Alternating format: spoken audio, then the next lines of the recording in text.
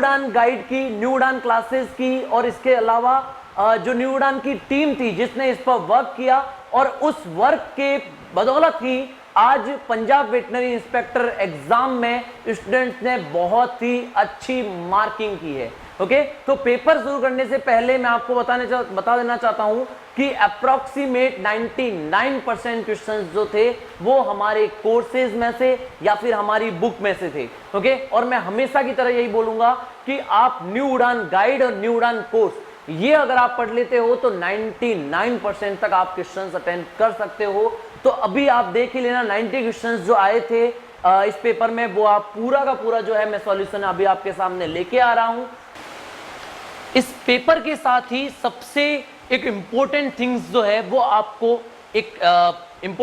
आपको मिल रही है कि न्यू उड़ान क्लासेस अब ऑनलाइन बैचेस के साथ में अपने ऑफलाइन बैचेस भी 1 सितंबर से स्टार्ट कर रहा है। 1 सितंबर से जो बैच जो है जहां पे हमारे पास में 2 शिफ्ट में क्लासेस लगेगी, जिसमें पहली जो बैच होगा, पहला जो शिफ्ट होगी वो मॉर्निंग 8 AM से स्टार्ट है, और जो हमारा सेकेंड शिफ्ट होगा वो 2 PM से स्टार्ट है। 2 शिफ्ट में जो है वो क्लासेस का बाइफर्केशन किया हुआ है। लिमिटेड सीटें हैं हमारे पास में। ऑफलाइन बैच ऑलरेडी जो है वो एक चल रहा था, एक बैच जो है हमारे साथ में अभी और चलेगा। 2 बैच ही हम अभी कोरोना की गाइडलाइन और कोरोना के जो है पीरियड चल रहा है, इसलिए सिर्फ 2 बैच ही चला रहे हैं जिसमें लिमिटेड सीटें हैं। तो आप जो है अभी जाकर के रजिस्ट्रेशन करवा सकते हैं ऑफलाइन बैचेस के लिए। ओके, न्यू उड़ान क्लासेस के नंबर जो है वो आपको पता ही है। न्यू उड़ान क्लासेस का एप्लीकेशन जो है वहां पे मिल जाएंगे, या जो इस वीडियो के नीचे जो डिस्क्रिप्शन बॉक्स है उसमें भी आपको नंबर जो है वो मिल जाएंगे, और आपको 30 से पहले रजिस्ट्रेशन करवा देना है। रीजन ये है क्योंकि लिमिटेड सीटें रखी है हमने अभी, बिकॉज कोरोना का टाइम पीरियड अभी भी जो है वो कोरोना पूरी तरह से खत्म नहीं हुआ है। सो हमने अभी लिमिटेड सीट के साथ में ऑफलाइन बैचेस स्टार्ट कर रहे हैं। तो स्टार्ट करते हैं। स्टार्टिंग के 30 क्वेश्चंस जो थे वो वेटनरी से नहीं थे, इसलिए अपन सबसे पहले जो पंजाब वेटनरी एग्जाम का पेपर है उसमें से पहला जो क्वेश्चन था वो था 31 क्वेश्चन। ओके, तो उसके बारे में जो है अपन देख लेते हैं 31 question. Okay, so the first question is silent stress is a common reproductive disorder most commonly observed in। सब स्टूडेंट्स को इसका आंसर पता होगा। ओके, सबका आंसर ऑफ कोर्स बी ही आना चाहिए। बफेलो जो है उसमें क्या होता है, साइलेंट स्ट्रेस होती है। ओके, साइलेंट स्ट्रेस का मीन क्या होता है कि उनमें जो स्ट्रेस के साइन जो होते हैं वो दिखाई नहीं देते। Okay, so this is called silent stress. और साइलेंट स्ट्रेस जो है वो किस में होती है, बफेलो में। ये क्वेश्चन जो है हमारे गायनी में स्ट्रेस के साइन जो है उसमें दिया हुआ है, एग्जैक्ट यही वर्ड दिया हुआ है। इसके अलावा एक साइलेंट स्ट्रेस होता है और एक स्प्लिट स्ट्रेस होता है। ये भी स्टूडेंट्स को मैंने बताया था। स्प्लिट स्ट्रेस जो होता है वो होता है हॉर्स में। किस में होता है, हॉर्स में होता है। तो यहाँ पे फर्स्ट जो क्वेश्चन है इसका आंसर है बी। 31 जो है इसमें क्या होगा, बफेलो। बफेलो जो होती है उसमें क्या होता है, silent stress. And split stress जो होता है वो किस में होता है, मेयर में। ओके, तो सेकंड क्वेश्चन अपन देख लेते हैं। 32 क्वेश्चंस। देखो बहुत सिंपल पेपर आया था ये तो मैं कहूंगा ही, लेकिन न्यू उड़ान गाइड में से कुछ भी बाहर नहीं था। ओके, तो जो राजस्थान के, हरियाणा के या किसी भी अदर स्टेट में प्रिपरेशन कर रहे हैं वो ट्रस्ट रखें हम पे, क्योंकि हमारा जो कोर्सेज है प्लस हमारी बुक है ये आपको इतने कम रेट पे आपको कहीं भी नहीं अवेलेबल होगा। ओके, तो स्टूडेंट्स ने हम पे ट्रस्ट किया। पंजाब के स्टूडेंट्स जब हम पे ट्रस्ट कर सकते तो राजस्थान के तो करना ही चाहिए आपको, है ना। तो आप क्वेश्चंस खुद देखो, और इसके बाद में जिसके पास में न्यू उड़ान गाइड हिंदी में है, इसमें कुछ सब्जेक्ट जो एक्स्ट्रा है वो छोड़ करके आपको सारे के सारे क्वेश्चन मैं न्यू उड़ान गाइड में से बता देता हूँ कि भाई ये रहा, ये रहा, ये रहा, है ना। एक भी क्वेश्चन ऐसा नहीं होगा तुम बोल दो जो इनके एपिडेमियोलॉजी, पैरासाइटोलॉजी और जो अदर सब्जेक्ट थे पब्लिक हेल्थ वगैरह, उसके अलावा जो भी क्वेश्चन है वो सारे के सारे अपने न्यू उड़ान गाइड में से एक एक लाइन, डिटो लाइन अगर उठाइए तो उठाइए वहां से। ओके, तो इसके बाद में गस्टेशन पीरियड ऑफ बफेलो, ये तो बहुत सिंपल है और इसकी तो ट्रिक भी दे रखी है। ओके, मैनेजमेंट मैंने ही पढ़ाई है आपको।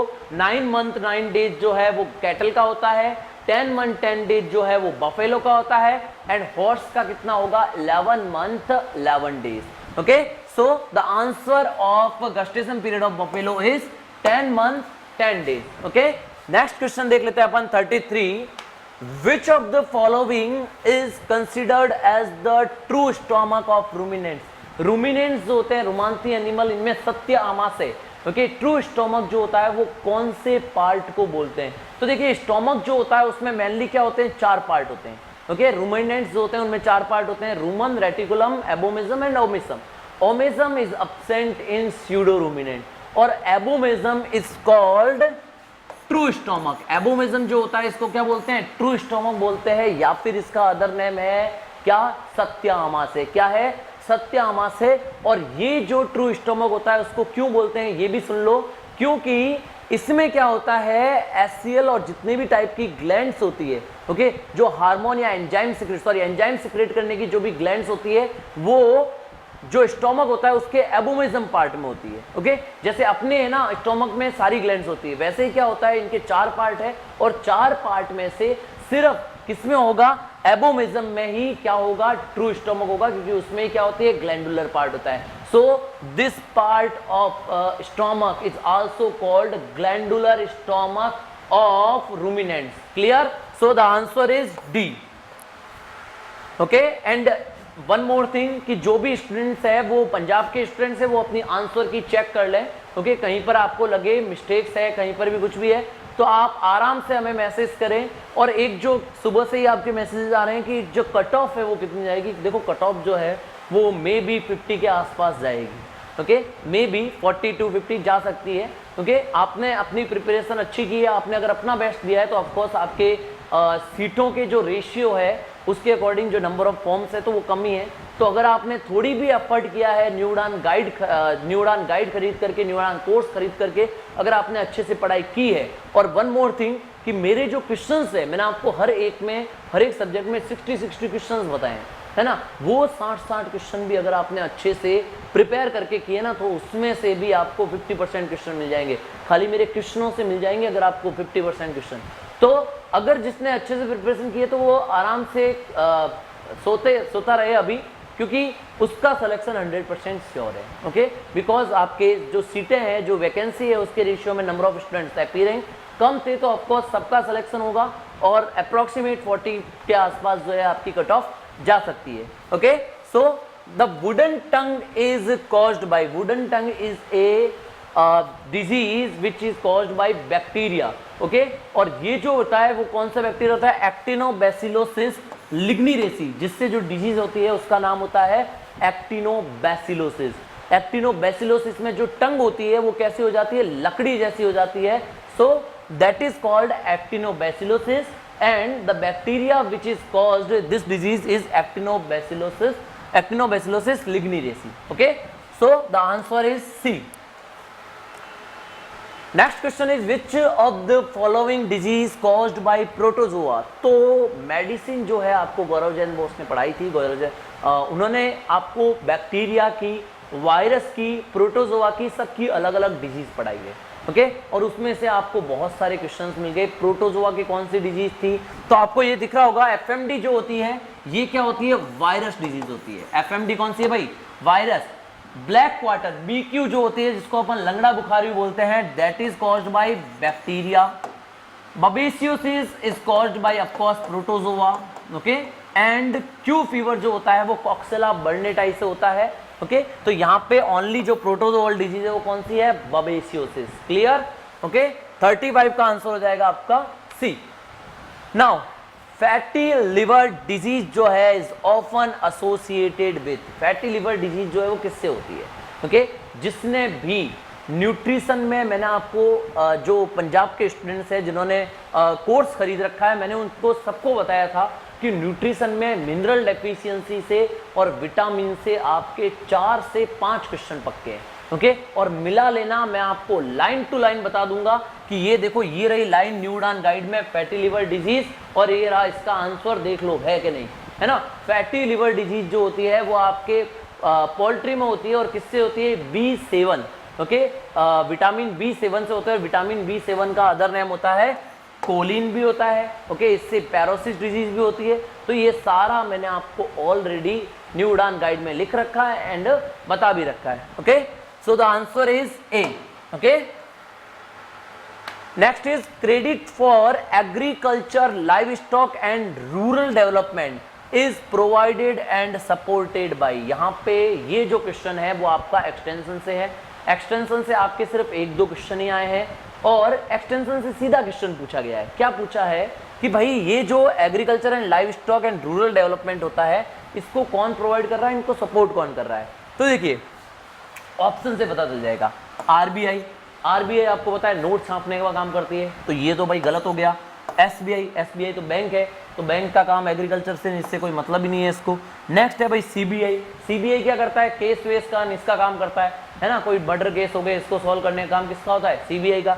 तो ना आरबीआई काम का, ना एसबीआई काम का, ना सीबीआई काम का, अपने तो जो काम का है वो क्या है, नाबार्ड। और नाबार्ड का जो फुल फॉर्म होता है वो क्या होता है, national board of agriculture and rural development. Okay, तो यहाँ पे इसका जो काम ही है वो क्या है, एग्रीकल्चर एंड रूरल डेवलपमेंट से रिलेटेड है। तो ऑफकोर्स अगर आप फुल फॉर्म देखोगे तो आपको पता चल जाएगा कि यहाँ पर आंसर जो है वो क्या होगा, नाबार्ड। तो 37 का जो आंसर है वो क्या होगा, नाबार्ड। नेक्स्ट देख लेते हैं 38, ये आपके पंजाब का वेटनरी इंस्पेक्टर का एग्जाम का पेपर है। ओके, जो भी स्टूडेंट्स राजस्थान के देख रहे हैं या किसी और स्टेट के भी देख रहे हैं, देख लीजिए पंजाब का पेपर इतना सिंपल आया है, ऐसा नहीं है आपका भी आएगा। ओके, पेपर जो होगा वो सिंपल आपको तब लगेगा जब आपने अच्छे से रीडिंग कर रखी होगी, है ना। पंजाब के स्टूडेंट्स के मैसेजेस जो है आपको हमारे पास में जो मैसेजेस आए हैं वो आपको व्हाट्सएप स्टेटस पे भी मिल जाएंगे हमारे, और उसमें हमने बताया भी है कि स्टूडेंट्स जो है वो बहुत ज़्यादा हैप्पी है, और इसका रीज़न ये है कि हमने उनको कुछ ऐसा प्रोवाइड करवाया जो उनके एज इट इज़ पेपर में मिल गया। Okay, so the central frozen semen production and training institute जो है ये कहाँ पर है, तो देखो सीमन से रिलेटेड जो है वो बेंगलोर कर्नाटका में हस्सरगट्टा एक जगह है। ओके, इसका जो फ्रोजन सीमन का और इसका जो ट्रेनिंग सेंटर होता है कि किस टाइप से इसको फ्रोजन रखना चाहिए, किस टाइप से इसको टेम्परेचर देना चाहिए, कैसे इसको एक्सपेरिमेंटली आप फ्रीज करोगे, तो इस पूरा जो है ये ट्रेनिंग सेंटर चलता है। और ये कहाँ चलता है, हस्सरगट्टा में। और हस्सरगट्टा जो है, अब ये गट्टा बट्टा आपको सब्जियां याद रहेगी, मुझे पता है हस्सरगट्टा याद नहीं रहेगा, बट ट्राई करना हस्सरगट्टा, और इसका काम ये जो है वो कहाँ पर है, बेंगलोर कर्नाटका में। ओके, तो हस्सरगट्टा एक जगह है जहाँ पर सीमन से रिलेटेड जो है फ्रीजन और इसकी ट्रेनिंग सेंटर जो है वो खुला हुआ है। क्लियर, तो ये हो गया आपका एक्सटेंशन का क्वेश्चन, आंसर हो गया इसका ए। नेक्स्ट क्वेश्चन देख लेते हैं 39, most ideal time of semen collection bye artificial vagina method. Okay, ये भी आपको मिल जाएगा। गायनी जो है वो आपको सर ने पढ़ाई थी और उसमें आपको बताया था कि किस टाइम में अपन आर्टिफिशियल वेजाइना मेथड से अपन को सीमन कलेक्शन करना होता है। ओके, तो देखो मोस्ट प्रोबेबली जो है वो आपको अर्ली मॉर्निंग में करना है, और मॉर्निंग में वो भी किस टाइम, उसको फीडिंग दे, उसको भोजन दे उससे पहले। दैट मीन्स यहाँ पे early morning before feeding, answer इसका क्या हो जाएगा, सी। ओके, और आपको ये भी पता है कि वीक में 2 टाइम सीमन कलेक्शन करते हैं, और हर दिन जो है 2 दिन सीमन कलेक्शन करते हैं, और हर दिन 2 टाइम पर डे, यानी कि आप 4 टाइम इन ए वीक जो है वो क्या कर सकते हैं, semen collection bye artificial vagina method से अपन कर सकते हैं। Okay, so the answer is 39 का आंसर जो है वो क्या होगा, सी आंसर होगा। क्लियर, इसके बाद देख लेते हैं अपन 40 क्वेश्चन। देखिए 40 क्वेश्चन जो है वो देखते हैं, artificial vagina is sterilised by, बताओ भाई आर्टिफिशियल जो वेजाइना होती है, एवी जो होती है, इसको अपन स्टरलाइज कैसे करते हैं। ओके, ये आपको सर्जरी में पूनिया जी ने सब बता रखे हैं कि किस कंटेनर को किस में करते हैं, ड्राई हीट में किस में करते हैं, मॉइस्ट हीट में किस में करते हैं, तो ये आपका सर्जरी में पूरा पोर्शन हो ही रखा है। इसके अलावा मैंने भी आपको बताया था कि एवी जो होता है इसको किस में करते हैं, तो ऑफकोर्स इसका आंसर क्या होगा, ऑटोक्लेविंग जो होती है, जिसमें अपन क्या करते हैं, इन द मॉइस्ट हीट जो होते हैं अपन क्या करेंगे, इसमें ऑटोक्लेव को स्टरलाइज, सॉरी एवी जो होती है इसको अपन स्टरलाइज करते हैं। क्लियर, देखिए नेक्स्ट क्वेश्चन देख लेते हैं, विच of the following is most distinct phase of stress cycle in cow. Hindi medium वालों के लिए थोड़ा सा प्रॉब्लम हो रहा होगा कि वो सोच रहे हैं सर ये डिस्टिंक्ट, ये वर्ड क्या है। तो देखो मैं हर एक चीज का हिंदी में और बता रहा हूँ, है ना। तो डिस्टिंक्ट का मतलब क्या होता है कि आपके सामने 4 फेज है, proestrus, estrus, metestrus and diestrus. इसमें से आपको सबसे अलग कौन सी लगेगी, क्योंकि कौन सी ऐसी है जो डिस्टिंक्ट है, जो मतलब बहुत अलग है। तो देखिए आप मुझे ये बताइए कि एक जो फेज होती है जिसमें क्या होता है, देखो 4 फेज चलती है ना, जैसे कैटल है, आपको कौन सी फेज में पता चलेगा कि ये कैटल जो है वो इस फेज में, आपको प्रो स्ट्रेस में है तब नहीं पता चलेगा, स्ट्रेस में होगी ना तब वो क्या करेगी, साइन शो करेगी। स्ट्रेस में कौन कौन साइन शो करती है, इसकी लिस्ट जो है आपके पास में प्रोवाइड है ना। गायनी में ये सारी चीजें मिल जाएगी कि स्ट्रेस में कौन कौन से साइन होते हैं, साइलेंट स्ट्रेस हो गई, ये जो उसको जो आवाज निकालना एंड जो भी और अदर सिम्टम्स है, ठीक है, वो सारे आपको कहाँ मिलेंगे, गायनी में मिलेंगे। तो ये सिम्टम्स किसमें शो करते हैं, वो स्ट्रेस में। ओके, सो डिस्टिंक्ट ये इसलिए है बिकॉज इस फेज में यहाँ पे सिम्टम्स जो होते हैं वो क्या होते हैं, शो होते हैं। सिम्टम्स क्या होते हैं, शो होते हैं। तो बिकॉज ऑफ कि वहां पे सिम्टम्स शो होंगे, सो that is the stress and stress is the distinct phase of the all the stress cycle of the cow. Okay, cow में जो स्ट्रेस साइकिल है उसमें सबसे डिस्टिंक्ट जो है वो स्ट्रेस होगी, बिकॉज वहां पे क्या होते हैं, सिम्टम्स होते हैं। क्लियर, चलो आगे। इसके बाद में देख लीजिए 42 time of ovulation in cow. देखो भाई वापस से बता देता हूँ, मैं गायनी जो है आपको सर ने पढ़ाई थी और सर ने सारी चीज़ें जो है आपको टेबलों में दी हुई है। ये चीज़ भी आपके टेबल में दी हुई है कि सुअर जो होता है, जो बकरी, भेड़ और गाय जो होती है, भैंस जो होती है, उनमें कब कब टाइम में ओव्यूलेशन होता है। देखिए अगला क्वेश्चन जो है वो है time of ovulation in cow. तो देखिए डिफरेंट डिफरेंट एनिमल्स की जो डिफरेंट डिफरेंट ओव्यूलेशन टाइम होता है वो आपको न्यू उड़ान गाइड जो है, जो कि आपके पास में आप हिंदी में एंड इंग्लिश में दोनों में अवेलेबल है। एंड मेन चीज़ सारी की सारी जो चीज़ें हैं वो टेबल में अवेलेबल है। आपको सर ने गायनी जो पढ़ाई थी सर ने, तो उसमें आपको अच्छे से टेबल में बताया होगा कि कौन से एनिमल्स में किस टाइम में ओव्यूलेशन होता है। ओके, तो इसकी एक पर्टिकुलर टेबल बन रखी है। जो न्यू उड़ान गाइड आपके इंग्लिश में है, इसमें भी आपके पास में जो गायनी है, एनिमल रिप्रोडक्शन का जो पार्ट है, उसमें ये टेबल बनी हुई है। और एज इट इज जो है सारे एनिमल्स की दे रखी है, किसमें ओव्यूलेशन किस टाइम में होता है, ये सारी चीजें आपको टेबल बना करके दे रखी है। ओके, सो कैटल जो होती है उसमें देखिए कब होता है, after the end of stress. पहली चीज तो कुछ एनिमल्स में एंड से पहले हो जाता है, जैसे कि हॉर्स जो होती है, मेयर जो होती है, उसमें क्या होता है 1 से 2 दिन पहले, स्ट्रेस के खत्म होने से पहले होता है। भेड़ बकरी में भी स्ट्रेस से खत्म होने से पहले हो जाता है। ओके, लेकिन कैटल जो होती है उसमें क्या होता है, स्ट्रेस एंड हो गई, इसके भी 10 से 14 घंटे बाद में क्या होगा, स्ट्रेस के शो होने के बाद में ओव्यूलेशन होगा। ओके, तो डिफरेंट टाइप में ओव्यूलेशन जो होता है उसके टाइमिंग अलग अलग होता है। इन सब की आपको टेबल ट्रिक जो है वो किस में दे रखी है, न्यू उड़ान गाइड में। क्लियर, तो 42 का आंसर हो गया आपका ए। इसके बाद में duration of inter stress interval in cattle is. अब इसने क्या पूछा है, देखो सिंपल सा एक चीज पूछी है इसने कि एक हो गई स्ट्रेस, है ना, ये एक स्ट्रेस साइकिल है और इसमें हो गई एक स्ट्रेस, और दूसरी स्ट्रेस साइकिल है, ये एक साइकिल फर्स्ट है, ये एक साइकिल सेकंड है, और इसमें ये स्ट्रेस फेज है और इसकी ये स्ट्रेस फेज है। आपको पता होगा हर स्ट्रेस साइकिल में क्या होती है, 4 फेज होती है, proestrus, estrus, metestrus and वापस से क्या आ जाएगा, डाई स्ट्रेस। डाई स्ट्रेस के बाद में वापस से क्या होगा, proestrus, estrus, metestrus and diestrus. तो यहाँ पे जो आपको क्वेश्चन पूछ रहा है वो ये पूछ रहा है कि इन 2 स्ट्रेस के बीच में कितना टाइमिंग होगा। तो भाई उससे क्या फर्क पड़ता है, चाहे 2 स्ट्रेस के बीच में पूछे, चाहे 2 प्रो स्ट्रेस के बीच पूछे, चाहे 2 स्ट्रेस साइकिल जो होती है इसमें गैप पूछे, या एक स्ट्रेस साइकिल में कितना पीरियड, टाइम पीरियड होता है, वो सारा का सारा जो है वो फिक्स होता है। और कितना होता है वो 21 डेज होता है। ओके, सिर्फ आपको क्वेश्चन में कंफ्यूजन पैदा करने के लिए दिया हुआ है। ओके, ये सारी एग्जैक्ट वैल्यू 21 डेज आपके न्यू उड़ान गाइड में है, बट क्वेश्चंस को थोड़ा सा क्या कर दिया इन्होंने, फ्रेमवर्क चेंज कर दिया। ओके, स्टूडेंट्स के दिमाग में आया कि अरे यार स्ट्रेस, 2 स्ट्रेस के बीच में कितना टाइम पीरियड होगा, ये तो सर ने बताया ही नहीं बस। लेकिन ऑप्शन जो थे वो सिंपल ही थे, 21 डेज। ऑफकोर्स सबका राइट हुआ होगा, तो कोई मुझे प्रॉब्लम नहीं है, आपने अच्छे से सोचा होगा, इसके बाद में आंसर दिया होगा। सो द आंसर इज 21 डेज।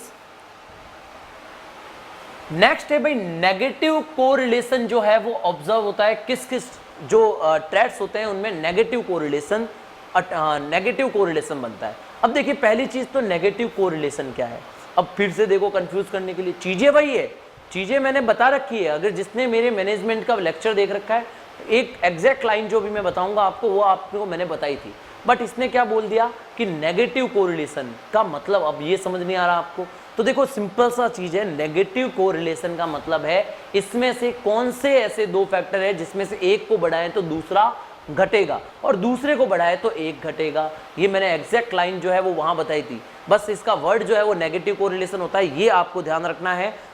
जो राजस्थान के स्टूडेंट्स है, नेगेटिव एंड पॉजिटिव कोरिलेशन का मतलब, पॉजिटिव का मतलब क्या हो गया, समानुपाती, ओके, और जो विसमानुपाती होता है मतलब कि जो उल्टा होता है, विपरीत समानुपाती, वो जो होता है यहाँ पर पूछा है negative correlation.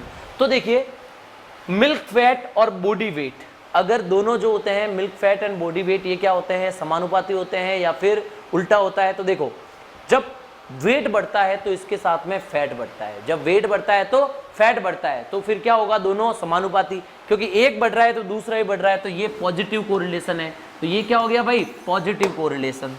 Milk fat percentage and milk yield, मतलब कि फैट और जो क्वांटिटी होती है मिल्क की, उनमें क्या रिलेशन होता है। तो देखो मैंने आपको ये बताया था जो होल्स्टीन फ्रीजन होती है उसका मिल्क यील्ड जो होता है, मिल्क जो प्रोडक्शन होता है वो सबसे ज़्यादा होता है, और वहाँ पे मैंने एक लाइन बताई थी कि जिसका मिल्क प्रोडक्शन सबसे ज़्यादा होता है उसका मिल्क फैट परसेंटेज सबसे कम होगा। तो एक दूसरे के क्या हो गए, अपोजिट हो गए, एक दूसरे क्या हो गए, उल्टे हो गए, तो इनमें जो होगा वो क्या हो जाएगा, नेगेटिव। तो आपको क्या पूछा था, नेगेटिव कोरिलेशन वाला कौन सा है, आंसर हो जाएगा आपका बी। बस इसके बाद body weight, muscle mass, of course ये दोनों समानुपाती होंगे, है ना, कि अगर वेट बढ़ता है तो मसल्स भी बढ़ेगी, मसल्स का मास भी बढ़ेगा।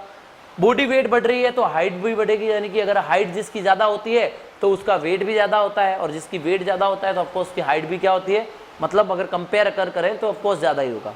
ओके, सो द आंसर जो है आपका वो क्या हो जाएगा, बी आंसर हो जाएगा। नेक्स्ट देख लीजिए, विच of the following is the, अरे यार क्या बताऊं, क्या नॉन रूमिनेंट और रूमिनेंट कौन से होते हैं ये भी बताना पड़ेगा, नहीं बताऊंगा मैं तो, तुम्हें खुद पता है कि भाई कैटलिन क्या है, ये तो वर्ड गलत हो गया होगा, है ना, गलती जो है पंजाब वेटनरी के जो पेपर बनाते हैं उनसे भी हो सकती है।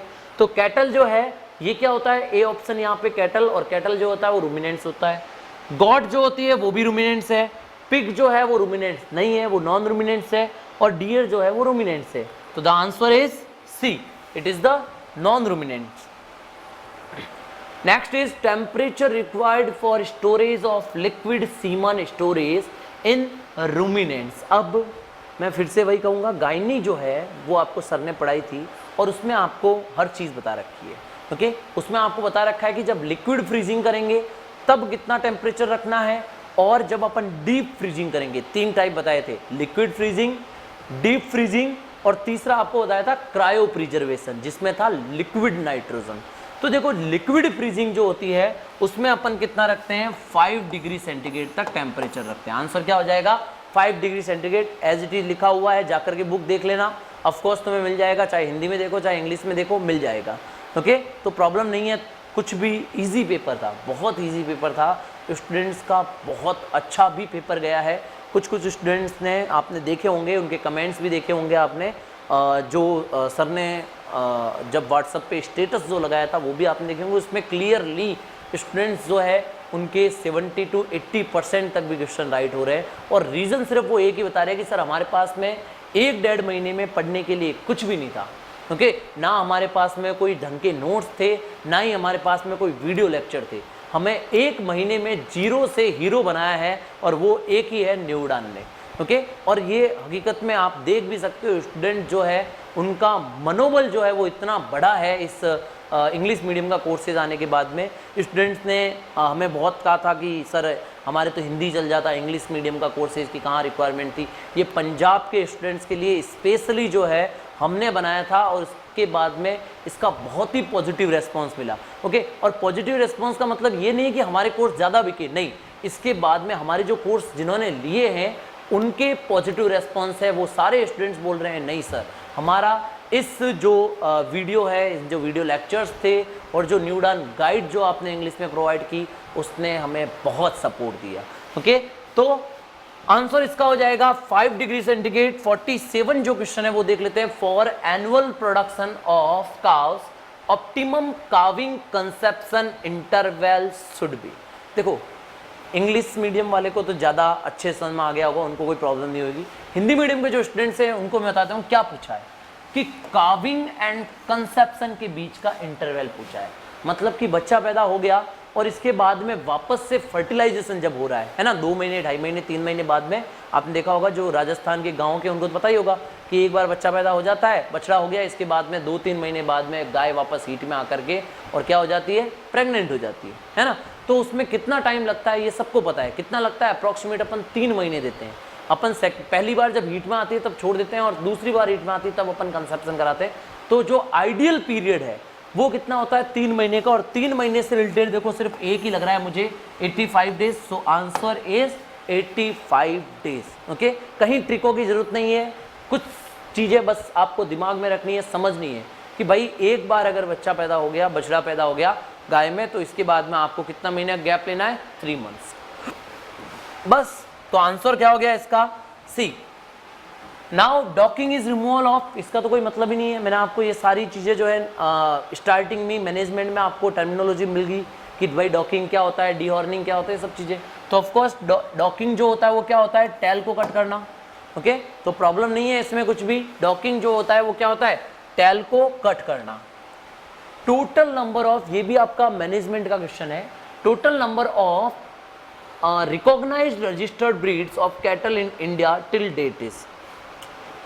जिन स्टूडेंट्स ने पंजाब का कोर्स खरीद रखा है, मैंने जब कैटल की ब्रीड स्टार्ट की थी, जब बफेलो की ब्रीड स्टार्ट की थी, तब मैंने वहाँ पे आपको बोला था कि एक क्वेश्चन आपका इससे रिलेटेड जरूर आएगा कि आपको ब्रीड्स पूछेंगे कि नंबर ऑफ ब्रीड्स जो है वो इंडिया में कितनी रजिस्टर्ड है। ओके, आपको कैटल की पूछ सकते हैं, आपको बफेलो की पूछ सकते हैं, आपको गॉट की पूछ सकते हैं, आपको सीप की पूछ सकते हैं, और मैंने चारों का बताया था आपको। और आप जो अदर स्टूडेंट्स हैं, जो पंजाब के स्टूडेंट नहीं है, वो यकीन मानिए कि उन 4 में से 2 क्वेश्चन आपको इस पेपर में मिलने वाले। एक तो ये रहा, इसके बाद में बफेलो का भी पूछा हुआ है। तो कैटल की कितनी ब्रीड्स है भाई, 50 ब्रीड्स जो है वो आइडियली अभी इंडिया में रजिस्टर्ड है, 50 ब्रीड्स। न्यू उड़ान गाइड में एग्जैक्ट लाइन दे रखी है, जो NBAGR है, national bureau of animal breeding research institute जो है, उसके अकॉर्डिंग जो है वो कितनी ब्रीड रजिस्टर्ड होनी चाहिए NBAGR के अकॉर्डिंग, वो सारी हमने एग्जैक्ट वैल्यू जो है वो दे रखी है। एंड वो भी दे रखा है कि कब तक ये हमने जो डाटा लिया है वो कौन सी डेट तक लिया है, ये तक हमने दे रखा है। Okay, so the answer of this question is 50। Next 50 लग चुकी है वापस से अपनी। As a general rule of animal feeding, animal feedings में जनरल रूल कितना होता है, रफेज कितना देना होता है और कंसंट्रेट कितना होता है। तो मैंने ये आपको बताया था कि आपको क्या करना है, 66% तो देना है रफेज और 33% देना है कंसंट्रेट, यानी कि 2/3 देना है आपको रफेज। 2/3 क्या देना है, रफेज देना है, और इसके बाद में कंसंट्रेट जो है वो आपको कितना देना है, कंसंट्रेट देना है आपको 1/3। तो ये वैल्यू जो है एग्जैक्ट ए ऑप्शन में मैच हो रही है, और ये एग्जैक्ट चीज जो है मैंने आपको आपके न्यूट्रिशन की क्लास में आपको मैंने बता रखी है। Clear? So the answer is A. Next, which animal contribute maximum to the milk production of India. India में ऐसा कौन सा एनिमल है जिससे अपन क्या करते हैं, मैक्सिमम मिल्क प्रोडक्शन करते हैं। ये भी बता रखा है मैंने आपको। अब भी चले जाओ भले ही आप बफेलो की ब्रीड्स में, मैंने आपको ये बताया था कि अप्रॉक्सीमेट इंडिया में ही जो है वो 50% बफेलो अवेलेबल है। पूरे वर्ल्ड की बफेलो की बात करें तो सिर्फ 50%, सिर्फ 50% तो अपने इंडिया में ही है। तो देख लो आप कितनी ज़्यादा मतलब मिल्क प्रोडक्शन जो है वो केवल बफेलो से होता है। तो इंडिया जो है वो हब है, बफेलो का हब है, और यहाँ पे मैक्सिमम मिल्क प्रोडक्शन जो होता है वो किससे, मैक्सिमम मिल्क कंट्रीब्यूशन जो है वो किससे है, बफेलो से। तो सो the answer is buffalo. Okay, ये हो गया भाई 51। 52 जो क्वेश्चन है वो भी देख लेते हैं अपन। Which is the longest phase of estrus cycle in ruminants. जो भी स्टूडेंट्स बताओ इसका आंसर क्या होगा कि सबसे लॉन्गेस्ट जो फेज है एस्ट्रस में, जो कि proestrus, estrus, metestrus and diestrus होती है, इनमें सबसे लंबी फेज कौन सी है। ओके, तो इसका एक सिंपल सा मैं आपको बता देता हूं कि कैसे आपको याद रखना है। देखो, सबसे पहले देखो क्या होता है, फॉलिक्यूल्स ग्रोथ होते हैं। फॉलिक्यूल्स क्या होते हैं, ग्रोथ होते हैं। फॉलिक्यूल्स ग्रोथ होंगे एंड रेडी होंगे ओव्यूलेशन के लिए। ओके, इसके बाद में क्या होता है, उसका ओव्यूलेशन होता है। ओव्यूलेशन होने के बाद में क्या होता है, कार्पस ल्यूटियम बनती है, और वो कार्पस ल्यूटियम जो होती है वो क्या रहती है, 14 डेज तक रहती है। ओके, तो ये चारों फेजों में इस टाइप से वर्क होता है। और सबसे ज़्यादा जो सबसे लंबी फेज होती है वो होती है आपकी डाइस्ट्रस, क्योंकि इसमें कुछ नहीं होगा, बस आराम से ओव्यूलेशन के बाद में जो कार्पस ल्यूटियम बनी है वो क्या रहेगी, 14 डेज तक ऐसे ही रहेगी। और उसमें क्या हो जाएगा, अगर वो प्रेग्नेंट हुई है तो फिर तो लाइफ लॉन्ग रहे, मतलब जो प्रेगनेंसी टाइम तक रहेगी, और अगर नहीं हुई है तो वो बस्ट होकर के निकल जाएगी। तो ये चीज़ें जो है वो आपने ऑलरेडी जो है वो पढ़ रखी है और ऑलरेडी मैंने आपको बता रखी है। So the longest phase is the diestrus. Next, कॉच ब्लू बॉडी जो है वो टिपिकली किस में फाउंड होती है, ये एग्जैक्ट लाइन और एग्जैक्ट क्वेश्चन आपको क्वेश्चंस में मिल जाएगा। मेडिसिन के क्वेश्चन मैंने आपको बताया है, थाइलेरियोसिस जो डिजीज होती है उसमें क्या होता है, एक कॉच ब्लू बॉडी जो होती है वो बनती है, ब्लड में बनती है। ओके, और वो जो होता है आइडेंटिफिकेशन फैक्टर होता है थाइलेरियोसिस डिजीज का। Clear? So the answer is theileriosis.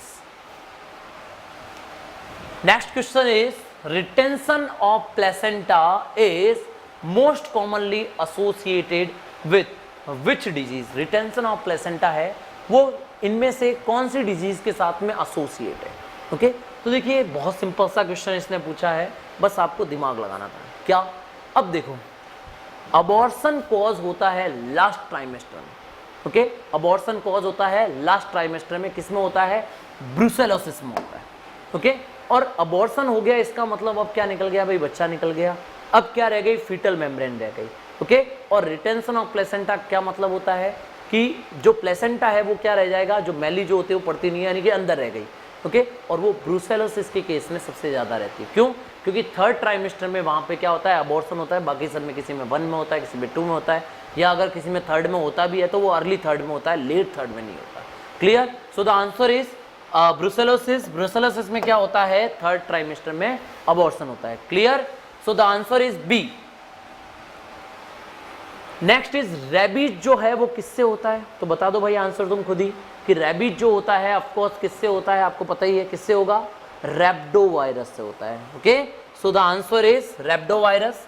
ये सारे वायरस का आपको एक टेबल जो बनाई हुई थी जिसमें मैंने बताया था आपको जितनी भी डिजीजेस है और उन डिजीज के जो भी वायरस फैक्टर होते हैं उसके बारे में मैंने आपको ऑलरेडी बता रखा है। Okay, so the answer is सी।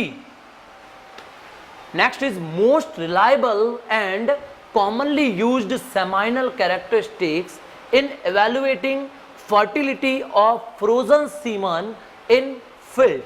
अब इसका कहने का मतलब समझ लो, ये ऐसा बोल रहे हैं कि अगर आपको स्पर्म या सीमन की क्वालिटी चेक करनी है, ओके, तो आप कौन सा इनमें से फैक्टर जो होगा वो आप ज़्यादा चेक करोगे कि भाई ये हमारे काम का फैक्टर है जो कि हमें जो सीमन होता है उसके बारे में सही जानकारी देता है।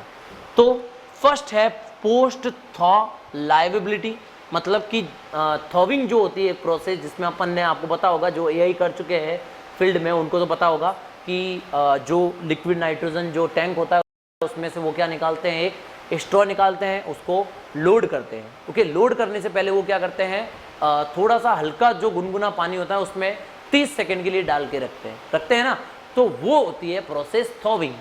और थॉविंग जो होती है उसके बाद में लाइव कितने रहे, है ना, क्या पहला क्या है कि जिंदा कितने रहे, दूसरा पोस्ट थॉविंग के बाद में एक्रोसोमल एक्टिविटी कितनी रही, और तीसरा है मोर्टेलिटी कितनी रही। तो अपन को किस चीज़ से ज़्यादा मतलब है, और इसके बाद में ये HOST जिसका कोई मतलब नहीं है। यहाँ पे तीनों में से बताओ कि आप खुद बताओ कि कौन सा जो है फैक्टर वो ज़्यादा सही होगा। आप क्या देखोगे, तो देखो लाइव कितने रहे, जिंदा कितने रहे, मर गए उससे हमें कोई मतलब नहीं। एक्रोसोमल की इंटीग्रिटी कितनी है, वो मतलब इसका मतलब ये है कि एग जो होता है उसको छेदने की जो पावर होती है वो कितनी होती है, ठीक है, कोई मतलब नहीं।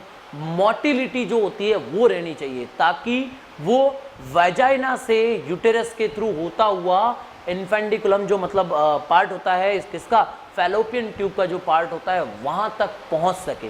ओके, तो इसके लिए सबसे मेन चीज़ है मोटिलिटी जो होती है सीमन की वो होनी चाहिए। So the answer is C, यहाँ पे जिन स्टूडेंट्स के सी आंसर है वो राइट है। ओके, आपके पास में कोई और आंसर की मिली हो मुझे नहीं पता, इसका आंसर एग्जैक्ट क्या होगा, सी ही होगा, चाहे आप कहीं से भी क्रॉस चेक करवा देना। Okay, so the answer of this question is C. Okay, next is which of the following is a fat soluble, and ये विटामिन का तो मैंने बताया ही था ना आपको, और ट्रिक भी बताई थी, है ना, याद है पंजाब स्टूडेंट्स को तो, कि बी और सी जो होते हैं ये फैट सॉल्युबल नहीं होते, है ना, बी सी जो होता है वो फैट सॉल्युबल नहीं होते, वो क्या होते हैं, वाटर सॉल्युबल होते हैं। और इसने पूछा है फैट सॉल्युबल, तो बी तो हो नहीं सकता और ना ही सी हो सकता है, तो क्या होगा, vitamin E is the fat soluble. Clear, so the answer is D. Next जो है वो है मिल्क रिंग टेस्ट, जो है वो किसके लिए यूज लिया जाता है। तो भाई जो स्टूडेंट्स ने पब्लिक हेल्थ वाला और जो पोर्शन था पब्लिक हेल्थ का पोर्शन, ठीक है, उसमें जिसने स्टडी जो आपका अलग से कोर्स बना था जिसमें मैंने पब्लिक हेल्थ भी अपलोड किया था, है ना, तो उसमें जिसने देखा है उसमें मैंने ये बता भी रखा है कि मिल्क रिंग टेस्ट जो होता है वो मैस्टाइटिस के लिए नहीं होता, है ना, मिल्क का मतलब ये थोड़ी है मैस्टाइटिस के लिए होगा। मिल्क रिंग टेस्ट जो होता है ABRT एंड MRT, ओके, इसका अदर नेम होता है MRT, और ये टेस्ट जो होता है वो ब्रुसेलोसिस के लिए होता है। किसके लिए होता है, ब्रुसेलोसिस जो होता है डिजीज, इसके लिए होता है। राजस्थान के स्टूडेंट्स लोड मत लो, ये मत सोच लेना कि सर ये कहाँ से आ गया, तो ये पंजाब के स्टूडेंट्स का एक अलग कोर्स है ना, और आप वो देख सकते हो उनमें क्या क्या सब्जेक्ट है। तो अपने न्यू उड़ान क्लासेस का जो एप्लीकेशन है वो डाउनलोड करके आप उनके कोर्सेज में क्या क्या थे और उसमें से ये क्वेश्चन आया हुआ है, तो अदर कोर्सेज में आया हुआ है, या आपके 10 सब्जेक्ट जो है राजस्थान के उनमें से नहीं है। Okay, so the answer is A. Next, what term is commonly used for the period of 3 weeks before and 3 weeks after calving. ये चीज आपने गायनी में कहीं ना कहीं देख ली होगी, सिंपल सा ये पूछ रहा है कि काविंग जो होती है उससे 3 महीने पहले और 3 महीने बाद का वो क्या होता है, एक संक्रमण अवस्था होती है। वो क्या होती है, संक्रमण अवस्था होती है, उसको अपन बोलते हैं इंग्लिश में transition phase. Okay, so the transition period is right answer. और आप इसको कैसे, अब जो स्टूडेंट ने नहीं पढ़ रखा है इस चीज को, वो इसका आंसर कैसे दे सकते थे कि भाई 3 वीक्स बिफोर और 3 वीक्स बाद। तो देखो ड्राई पीरियड तो क्या होता है, सूखा, है ना, और वो अपन 3 वीक पहले करते हैं, तो सूखा बाद में नहीं रखते, तो ये नहीं हो सकता। लैक्टेशन का मतलब होता है दूध देने वाला, तो 3 महीने पहले दूध देती नहीं, तो ये भी नहीं हो सकता। और पोस्टपार्टम का मतलब क्या हो गया, काविंग के बाद, तो ये भी नहीं हो सकता। तो बचा क्या, बस बी। तो कुछ आंसर जो है ना आपको रटू विद्या से नहीं दे करके, ट्रिकों से नहीं दे करके, कभी कभी आपको अपना भेजा भी इस्तेमाल करना होगा, है ना, ये भेजा फ्राई जो है इसको इस्तेमाल करना होगा, इसको यूज करना होगा, तब कई क्वेश्चन का आंसर आप ऐसे ही दे दोगे, है ना। जैसा अब आपको मैंने इन तीनों की डेफिनेशन बता रखी है कि भाई ड्राई पीरियड ये होता है, लैक्टेशन पीरियड ये होता है और पोस्टपार्टम पीरियड ये होता है। और एग्जामिनर जो होता है ना वो भी जानबूझ के एक क्वेश्चन ऐसा देता है जो वो किताबों में नहीं पढ़ता, लेकिन उसका आंसर जो है वो थोड़ा सा दिमाग लगाए तो उन्हीं किताबों में से उसका आंसर निकल के आता है। तो आपको इन तीनों की डेफिनेशन जो है वो पता थी, इसकी डेफिनेशन आपको पता नहीं थी, तो इसका मतलब आंसर क्या होगा, बी, बस, है ना। तो ये माइंड को यूज करना होता है। ओके, माइंड यूज जिसने किया उसका आंसर क्या हो जाएगा, B. Okay, somatic cell count, ये भी आपका जो अदर सब्जेक्ट था पंजाब के स्टूडेंट्स के लिए उनमें से था, और इसमें मैंने बताया था कि जो अडर होता है उसमें क्या होती है, सोमेटिक सेल होती है, और उसको काउंट करके अपन मैस्टाइटिस जो होता है इसका अपन टेस्ट कर सकते हैं। सो the answer is order health. Next है पाइका जो होता है, ये मेनली किसकी डेफिशिएंसी से होता है। अब मैं फिर से बोलूँगा आपको, न्यूट्रिशन का जो सब्जेक्ट है वो इंग्लिश मीडियम वाले जो स्टूडेंट्स हैं उनका मैंने ही न्यूट्रिशन आपको पढ़ाई है। ओके, और मैंने वहाँ पे आपको पता है जब न्यूट्रिशन ख़त्म कर रहा था तब भी बोला था, और बीच में भी मैंने बोल रहा था क्या कि मिनरल डेफिशिएंसी से तुम लिख के ले लो 3 क्वेश्चन। मैं यहाँ बैठा बोल रहा हूँ और 3 क्वेश्चन नहीं आए ना तो तुम यहाँ आ जाना कि सर नहीं आया, आप जिम्मेदार हो इस चीज़ के लिए, बताओ मुझे 3 क्वेश्चन। मैं अभी 3 क्वेश्चन आपको, तीनों क्वेश्चन देख लो, मिनरल डेफिशिएंसी से बताऊंगा। अभी पहला क्वेश्चन देखो, पाइका जो होता है वो किससे होता है, तो फॉस्फोरस वाला निकाल दो। फॉस्फोरस से क्या होता है, पाइका डिजीज होती है। पाइका जो होता है it is due to deficiency of phosphorus. Okay, तो पहला क्वेश्चन ये हो गया आपका मिनरल डेफिशिएंसी का। ओके, दूसरा देखिए, दूसरा एक और क्वेश्चन आएगा अभी, पहला क्वेश्चन याद रखो। अब देखो क्वेश्चन है क्या है, थर्मोरेगुलेटरी मैकेनिज्म जो होती है वो किसमें कम एफिशिएंट होती है। अब पहली चीज तो भाई थर्मोरेगुलेटरी क्या होता है, थर्मोरेगुलेटरी का मतलब होता है किसी भी एनिमल्स में बॉडी का जो इंटरनल टेम्परेचर होता है ना, उसको मेंटेन करना। जैसे अपनी बॉडी जो है, ह्यूमन बॉडी, उसमें क्या होता है 98.6 डिग्री फ़ारेनहाइट, ये अपना क्या होता है कि ये आइडियल टेम्परेचर है। ये क्या है, अपना आइडियल टेम्परेचर है। और ये जो आइडियल टेम्परेचर है, ये आइडियल टेम्परेचर क्या हो सकता है, मतलब चेंज भी हो सकता है कुछ एनिमल्स में। तो कुछ एनिमल्स क्या करते हैं, इसको रेगुलेट करते हैं। जैसे कि कुत्ता जो होता है वो जीभ बाहर निकाल करके थर्मोरेगुलेटरी सिस्टम से अपने बॉडी का टेम्परेचर मेंटेन करता है। वैसे ही क्या होता है, जो बफेलो होती है एंड जो पिग होती है, ओके, जो पिग और बफेलो ये दोनों क्या करते हैं, ये रोलिंग करते हैं कीचड़ में और जो मड एरिया होता है उसमें। जैसे आपने देखा होगा जो बफेलो होती है वो क्या करती है, पानी में चल जाती है। तो पानी में वो नहाने नहीं जाती, उसको इतना शौक नहीं है कि वो 4-4, 5-5 घंटे तक नहाए, नहीं। वो क्या करती है, वो अपने बॉडी का जो थर्मो रेगुलेटरी सिस्टम है उसको मेंटेन करती है। जो टेम्परेचर रेगुलेटरी सिस्टम होता है, इसको मेंटेन करने के लिए वो बफेलो क्या जाती है, मड एरिया, या फिर अगर दो टाइप की होती है, river buffalo and mud buffalo अलग अलग होती है, तो या तो साफ पानी में जाएगी या फिर कीचड़ में जाएगी, ओके। और दोनों की क्या काम होता है, उनका नहाना काम नहीं होता, उनका होता है जो थर्मो रेगुलेटरी सिस्टम है इसको रेगुलेट करना, उसको मेंटेन करना। क्लियर? तो ये क्वेश्चन, ये दिमाग को बढ़ा रहा हूँ मैं आपको, ओके। ट्रिकों से आप बेशक आप अच्छा नॉलेज जो होता है वो बहुत जल्दी ले सकते हो, लेकिन जो समझना, जहाँ तलवार काम आएगी वहाँ तलवार ही काम आएगी, और जहाँ सुई काम आएगी वहाँ सुई काम आएगी, है ना। ये चीज़ें आपको समझनी भी पड़ेगी, ओके, कि थर्मो रेगुलेटरी सिस्टम। अब ऐसे क्वेश्चन का आंसर आप ट्रिकों से नहीं दे सकते, है ना। एक दो स्टूडेंट्स के सर आप ट्रिकें बताओ, अरे ट्रिकें, इसमें क्या ट्रिकें बताएंगे बताओ। तो ये चीज़ें ट्रिकों से नहीं हो सकती, कुछ चीज़ें आपको समझनी पड़ेगी, और यही जो है ये चीज़ें आपको खुद आपको अपने माइंड में बैठाना पड़ेगा, और फटाक से फिर आप आंसर दे सकते हो, okay. So the answer is buffalo. Buffalo में क्या होता है, थर्मो रेगुलेटरी सिस्टम कम होता है, इसलिए वो क्या करते हैं, पानी में जाते हैं और क्या करते हैं, उस चीज़ को मेंटेन करते हैं। Clear? Next question 63, which one of the following is breed of buffalo, इनमें से कौन सी बफेलो की ब्रीड है। तो भाई देखो, नागौरी जो ब्रीड है वो है कैटल की, है ना, याद है तुम्हें, नागौरी तो कैटल की है। रामपुर बुशायर जो है वो आपके सीप की ब्रीड है। नागपुरी ऑफ कोर्स आपके बफेलो की ब्रीड है। ये सारी ब्रीड्स का ट्रिकों से दे रखा है मैंने, इंग्लिश मीडियम स्टूडेंट्स के लिए ट्रिक से मैंने आपको कोर्स जो है आपका उसमें अपलोड कर रखा है, ओके। दकानी जो है वो आपके किसकी ब्रीड है, सीप की। तो इसने क्वेश्चन पूछा था कि इनमें से कौन सी जो है वो बफेलो की ब्रीड है, तो आंसर क्या हो जाएगा आपका, नागपुरी जो है वो बफेलो की ब्रीड है। क्लियर? कोई डाउट नहीं है इसमें। आ जाओ भाई अगले क्वेश्चन में।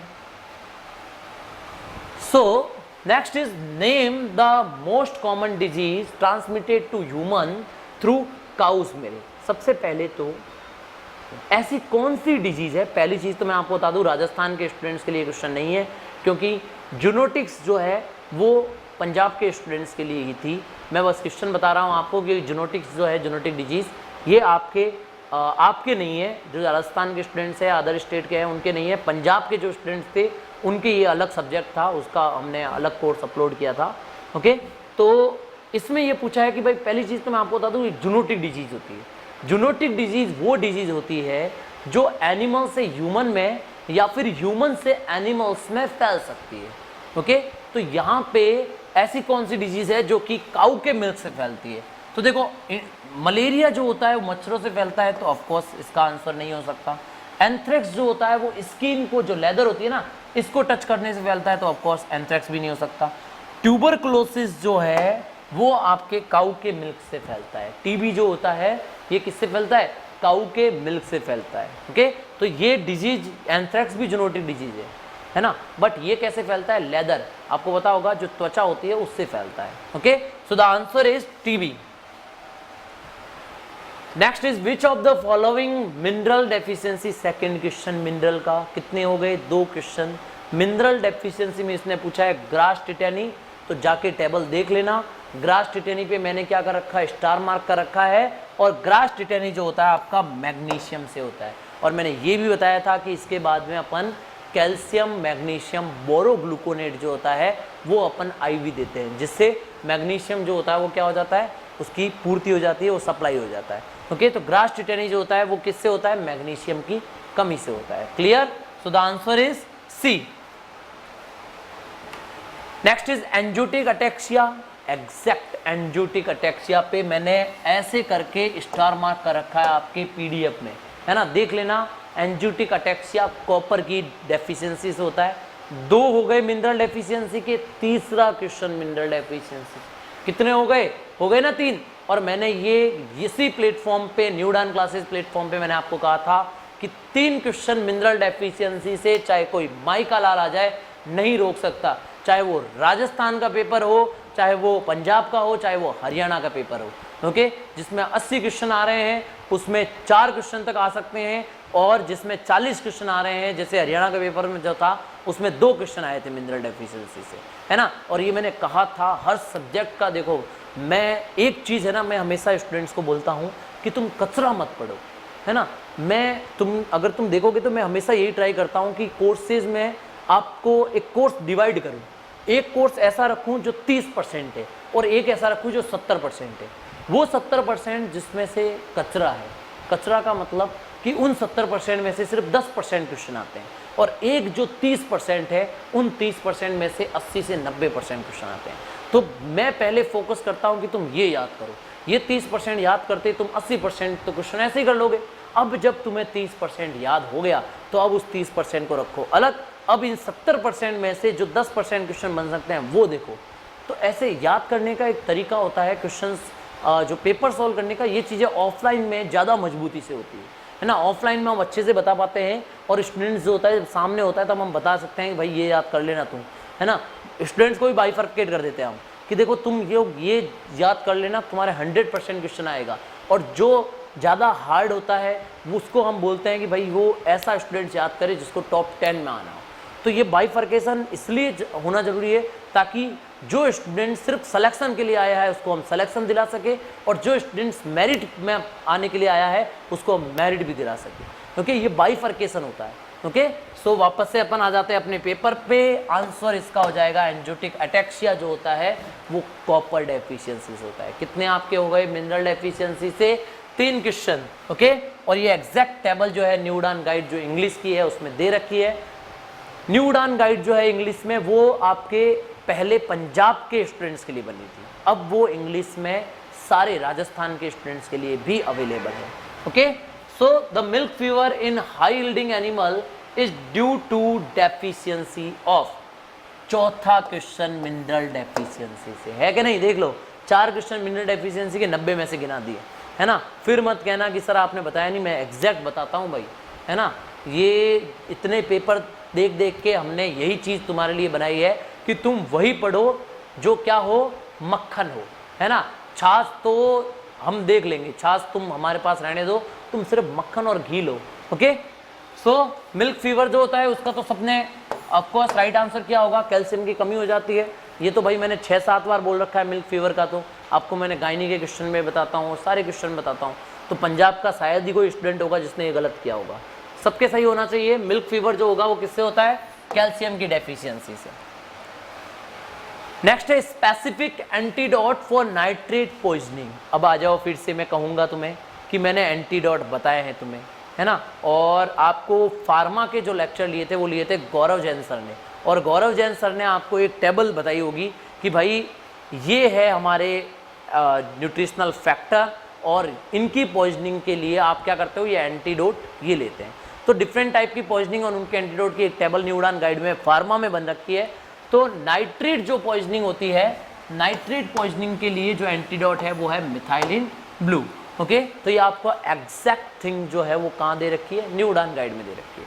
Clear? So the answer is B. Okay, next is act or process of identifying the nature and cause of disease. मतलब सिंपल सा कहना चाह रहा है कि जो रोग हुआ है ना, उसका कारणों का पता लगाना और उस डिजीज को पता लगाना है कौन सी रोग हो रखा है इसको। तो ये आपको पता ही है कौन सा रोग हो रखा है, ये पता लगाना डायग्नोसिस होता है ना। डायग्नोसिस क्या होता है? रोग कौन सा हो रखा है वो पता लगाना। तो आंसर सिंपल सा हो जाएगा डायग्नोसिस। अब लगे हाथ इन तीनों के बारे में बता देता हूँ क्या है। डायग्नोसिस जो होता है वो तो हो गया रोग के बारे में पता लगाना। प्रोग्नोसिस जो होता है उसमें क्या होता है? प्रोग्नोसिस में कि जो डिजीज होगी इसका फ्यूचर का पता लगाना, है ना, कि इससे ये जिंदा बचेगा एनिमल्स या मरेगा या सही हो जाएगा। ट्रीटमेंट जो होता है, आप ट्रीटमेंट जो भी एनिमल को देते हो वो ट्रीटमेंट है। प्रिवेंशन का मतलब है कि इस डिजीज को अदर एनिमल्स में फैलने से रोकना, that is called prevention. Clear? So the answer is B, diagnosis. Next is spavin test is done to diagnose the lameness related to. देखो लैमनेस जो है ये आपको सर्जरी में राकेश जी पूनिया सर ने अच्छे से बता रखी है, और उसमें आपको ये भी बता रखा है स्पैविन टेस्ट जो होता है वो हॉक जॉइंट जो होते हैं, डिफरेंट टाइप के जो जॉइंट होते हैं आपको बताया होंगे ना, कि एनाटॉमी में भी सर ने बताया है और सर्जरी में भी बताया है। टेस्ट जो है आपको सर्जरी में बताया होगा, और आपको पता होगा कि कौन कौन से जॉइंट होते हैं। सबसे पहले हिप जॉइंट होता है, फिर स्टाइपल जॉइंट होता है, स्टाइपल के बाद में आपका ये हॉक जॉइंट आता है, ये पीछे वाले पैरों की बात हो रही है। इसके बाद में जो है वही आ जाएंगे, इसके बाद फैटलॉक, पेस्टन, कॉफिन। ओके, तो the answer is hock joint. Clear? Next देखिए, कीटोसिस जो डिजीज होती है मेडिसिन में, आपके मेटाबॉलिक डिजीज नाम का एक टॉपिक है ना, और उस मेटाबॉलिक डिजीज में आपके एक दिया हुआ है ketosis disease, which is caused by negative energy balance in body. Negative energy balance का मतलब होता है कि जितनी क्वांटिटी में आपको एनर्जी चाहिए उतनी नहीं मिली है, तो आपके ये प्रोसेस जो होगी वो क्या हो जाएगी, नेगेटिव एनर्जी बैलेंस हो जाएगी। Clear? So the answer is C. 71 का आंसर क्या हो जाएगा, C. Okay, quick launch icon is a part of, ये आपका कंप्यूटर का क्वेश्चन है, तो ऑफकोर्स कंप्यूटर वाले तुम ही जानो, है ना, ये पंजाब के कंप्यूटर के क्वेश्चन आया था, ऑफकोर्स ये हम नहीं जानते। इसके बाद विच मेनू डू यू चूज, ये भी कंप्यूटर का है। ओके, ये भी कंप्यूटर का है आपके। Next, according to specific data protection, भाई ये हमारे अपने वेटनरी से बाहर है। ये भी कंप्यूटर का। ओके, अब कंप्यूटर हो गया पूरा ना, मुझे इतना कंप्यूटर का नॉलेज है, और ऑफकोर्स पंजाब के स्टूडेंट्स ने पेपर दिया है तो उनको तो होगा ही, तो उन्होंने सही किया होगा, लेकिन मुझे नहीं पता है तो मैं नहीं बताऊंगा, है ना। बट नेक्स्ट क्वेश्चन वेटनरी का है तो ले लेते हैं अपन। ओके, सो 77 क्वेश्चन है, rank of India in world's milk production. तो भाई बता दो तुम खुद ही कि वर्ल्ड में इंडिया का कौन सी रैंक है मिल्क प्रोडक्शन में, तो आंसर किसको टिक करें, इंडिया इज द फर्स्ट, हमेशा जैसे फर्स्ट रहता है मिल्क प्रोडक्शन में भी इंडिया जो है वो फर्स्ट रैंक पे है। ओके, सो हाईएस्ट मिल्क प्रोडक्शन जो है वो इंडिया में होता है। नेक्स्ट इज शॉर्टेज जो कैटल है, ब्रीड कौन सी है, मैनेजमेंट में जाके देख लो, एग्जैक्ट लाइन लिख रखी है, किसके लिए, वैचूर के लिए। Okay, next, chromosome number of kettles, ये आपके क्रोमोसोम्स नंबर जो है ये आपको बता रखे हैं, क्रोमोसोम्स नंबर। एनाटॉमी में सर ने आपको ट्रिक से भी बताया है कि सीप गॉड के कितने होते हैं। ओके, बफेलो जो होती है, रिवराइन बफेलो जो होती है उसमें अलग होते हैं, और मड वाली जो बफेलो होती है, स्वैम्प बफेलो, उसमें अलग होते हैं। तो अभी आपको पूछा है इसमें कैटल का, तो कैटल में होते हैं भाई 60, और ये आप एग्जैक्ट जो है वो कहाँ पढ़ लोगे, एनाटॉमी में आपने पढ़ा होगा। ओके, 46 ह्यूमन में होते हैं, 48 50 जो होते हैं वो बफेलो में होते हैं। सो the answer is 60। Newborn calf should get first colostrum from its dam within।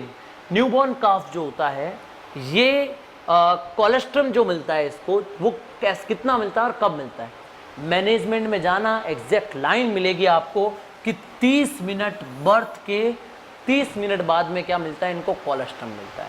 Okay, baby care में आपको जो न्यूबॉर्न होते हैं इनकी केयर में मैंने आपको एग्जैक्ट लाइन लिख रखी है, 30 मिनट बाद में जो है इनको क्या मिलता है, बर्थ के 30 मिनट बाद में जो है वो फर्स्ट कोलेस्ट्रम मिलता है, and colostrum is the first milk of cattle. Okay, so the answer is A. Next जो है वो देख लेते हैं, number of recognised registered breed in buffalo. तो मैंने आपको बताया था कि कैटल और बफेलो की ब्रीड से रिलेटेड जो है वो क्वेश्चन आया हुआ है, और इनकी ब्रीड्स में अकॉर्डिंग टू NBAGR जो है हमने अपनी गाइड में दिया है। ओके, तो बफेलो की कितनी ब्रीड जो है वो रजिस्टर्ड है भाई, 17 ब्रीड्स जो है वो रजिस्टर्ड है। ओके, अब कई सारे स्टूडेंट जो है वो पंजाब के ये भी सोच रहे होंगे कि यार काश हम भी जो है वो कोर्स परचेज कर लेते, तो हमारे भी ये चीज़ें राइट हो जाती है ना। और उनको बुक भी मिली है, ये अभी जो है वो स्टूडेंट्स को पता चला है कि उनको कोर्सेज के साथ में न्यू उड़ान गाइड इंग्लिश में मिली है, मतलब नोट्स भी अच्छे से मिल गए, है ना। और सबसे बड़ी समस्या, जब मैं एग्ज़ाम देता था कभी भी, तो मेरे पास में सबसे बड़ी जो प्रॉब्लम रहती थी, हर स्टूडेंट्स के पास रहती है, वो ये रहती है कि अच्छा कंटेंट कहाँ से मिले, है ना। अच्छे कंटेंट के लिए फिर बच्चे इधर उधर भागते हैं कि यार कहीं से कोई नोट्स मिल जाए, कहीं से कोई बुक मिल जाए, तो एंड टाइम में कुछ नहीं मिलता। हमारी न्यू उड़ान गाइड जो है वो पूरी तरह से कंप्लीट क्या है, एक वेटनरी से एनिमल हस्बेंड्री जो है वो पूरी कंप्लीट है, ओके। जितना LSA में किसी भी स्टेट में पूछेगा उतना हमने दिया है, ओके। और कुछ एक्स्ट्रा चीज़ें हैं वो हम ऐड कर रहे हैं लगातार, ओके। ऐसा नहीं है कि एक बार छप गया, नहीं, इसके बाद भी हम जो चीज़ें हैं वो ऐड कर रहे हैं उसमें साथ में, कि भाई एक भी पॉइंट जो है वो रहना नहीं चाहिए। 99.9% है तो उसको 100 होना चाहिए, ओके। तो आप वो देख ही रहे होंगे धीरे धीरे, क्योंकि क्वेश्चंस लगभग जो है हमारी गाइड में से ही आ रहे हैं अभी। आंसर जो इसका क्या है, 17 breeds are registered, buffalo breeds are registered in NBAGR, okay. Next question, first faeces of newborn calf called. Newborn calf का पहला फिशेज मैंने आपको बताया था लक्जेटिव होता है, एंड वो क्या होता है, म्यूकोनियम होता है, ओके। एग्जैक्ट लाइन कहाँ मिल जाएगी, मैनेजमेंट में, क्योंकि मैनेजमेंट इंग्लिश मीडियम को मैंने ही पढ़ाई है, ओके। तो जो फर्स्ट फिशेज होता है वो क्या होता है, म्यूकोनियम होता है, clear. So the answer is A। Next, incubation period of chicken egg is. अब चिकन एग का इंक्यूबेशन पीरियड कितना होता है, ये जो क्वेश्चन का आंसर है।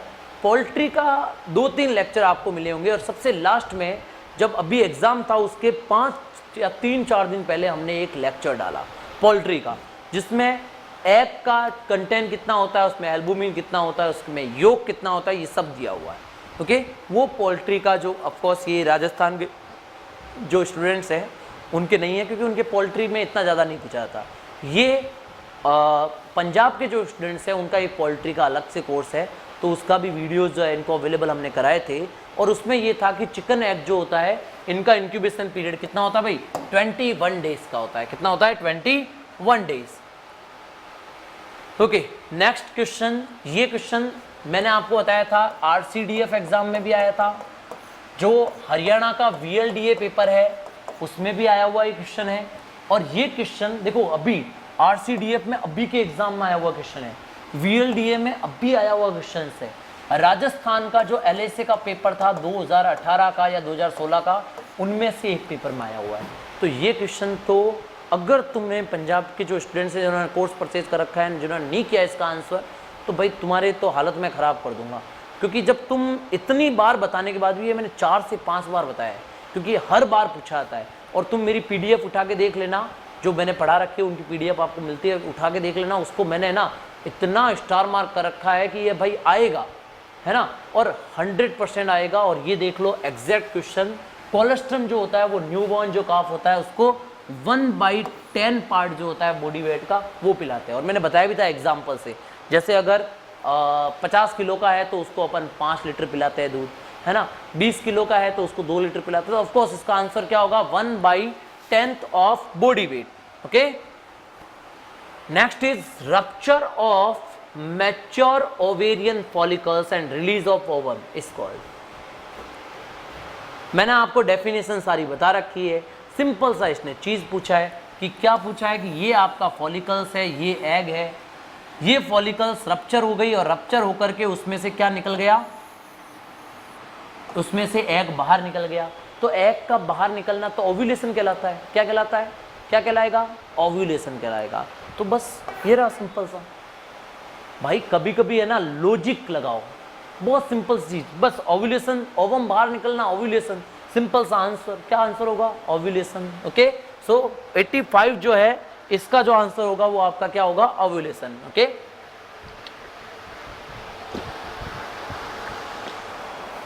तो नेक्स्ट क्वेश्चन अपन देख लेते हैं 86, विच of the following is non infectious disease of cattle. बताओ तुम खुद पहले कि इनमें से कौन सी डिजीज जो है वो नॉन इन्फेक्शियस है। मैं तो आपको समझाऊंगा ही। देखो, इन्फेक्शियस डिजीज वो होती है जो बैक्टीरिया से, वायरस से या प्रोटोजोआ से फैलती हो। ओके, वो सारी डिजीज क्या होती है? इन्फेक्शियस होती है। और जो बैक्टीरिया, वायरस या इससे नहीं फैलती, दैट मीन्स वो डिजीज क्या है? नॉन इन्फेक्शियस है।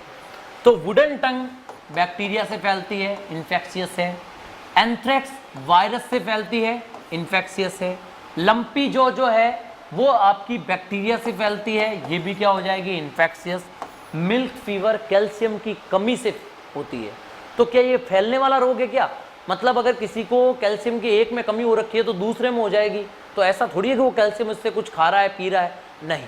तो कैल्शियम जो होता है एक एनिमल से दूसरे एनिमल में नहीं फैलता है।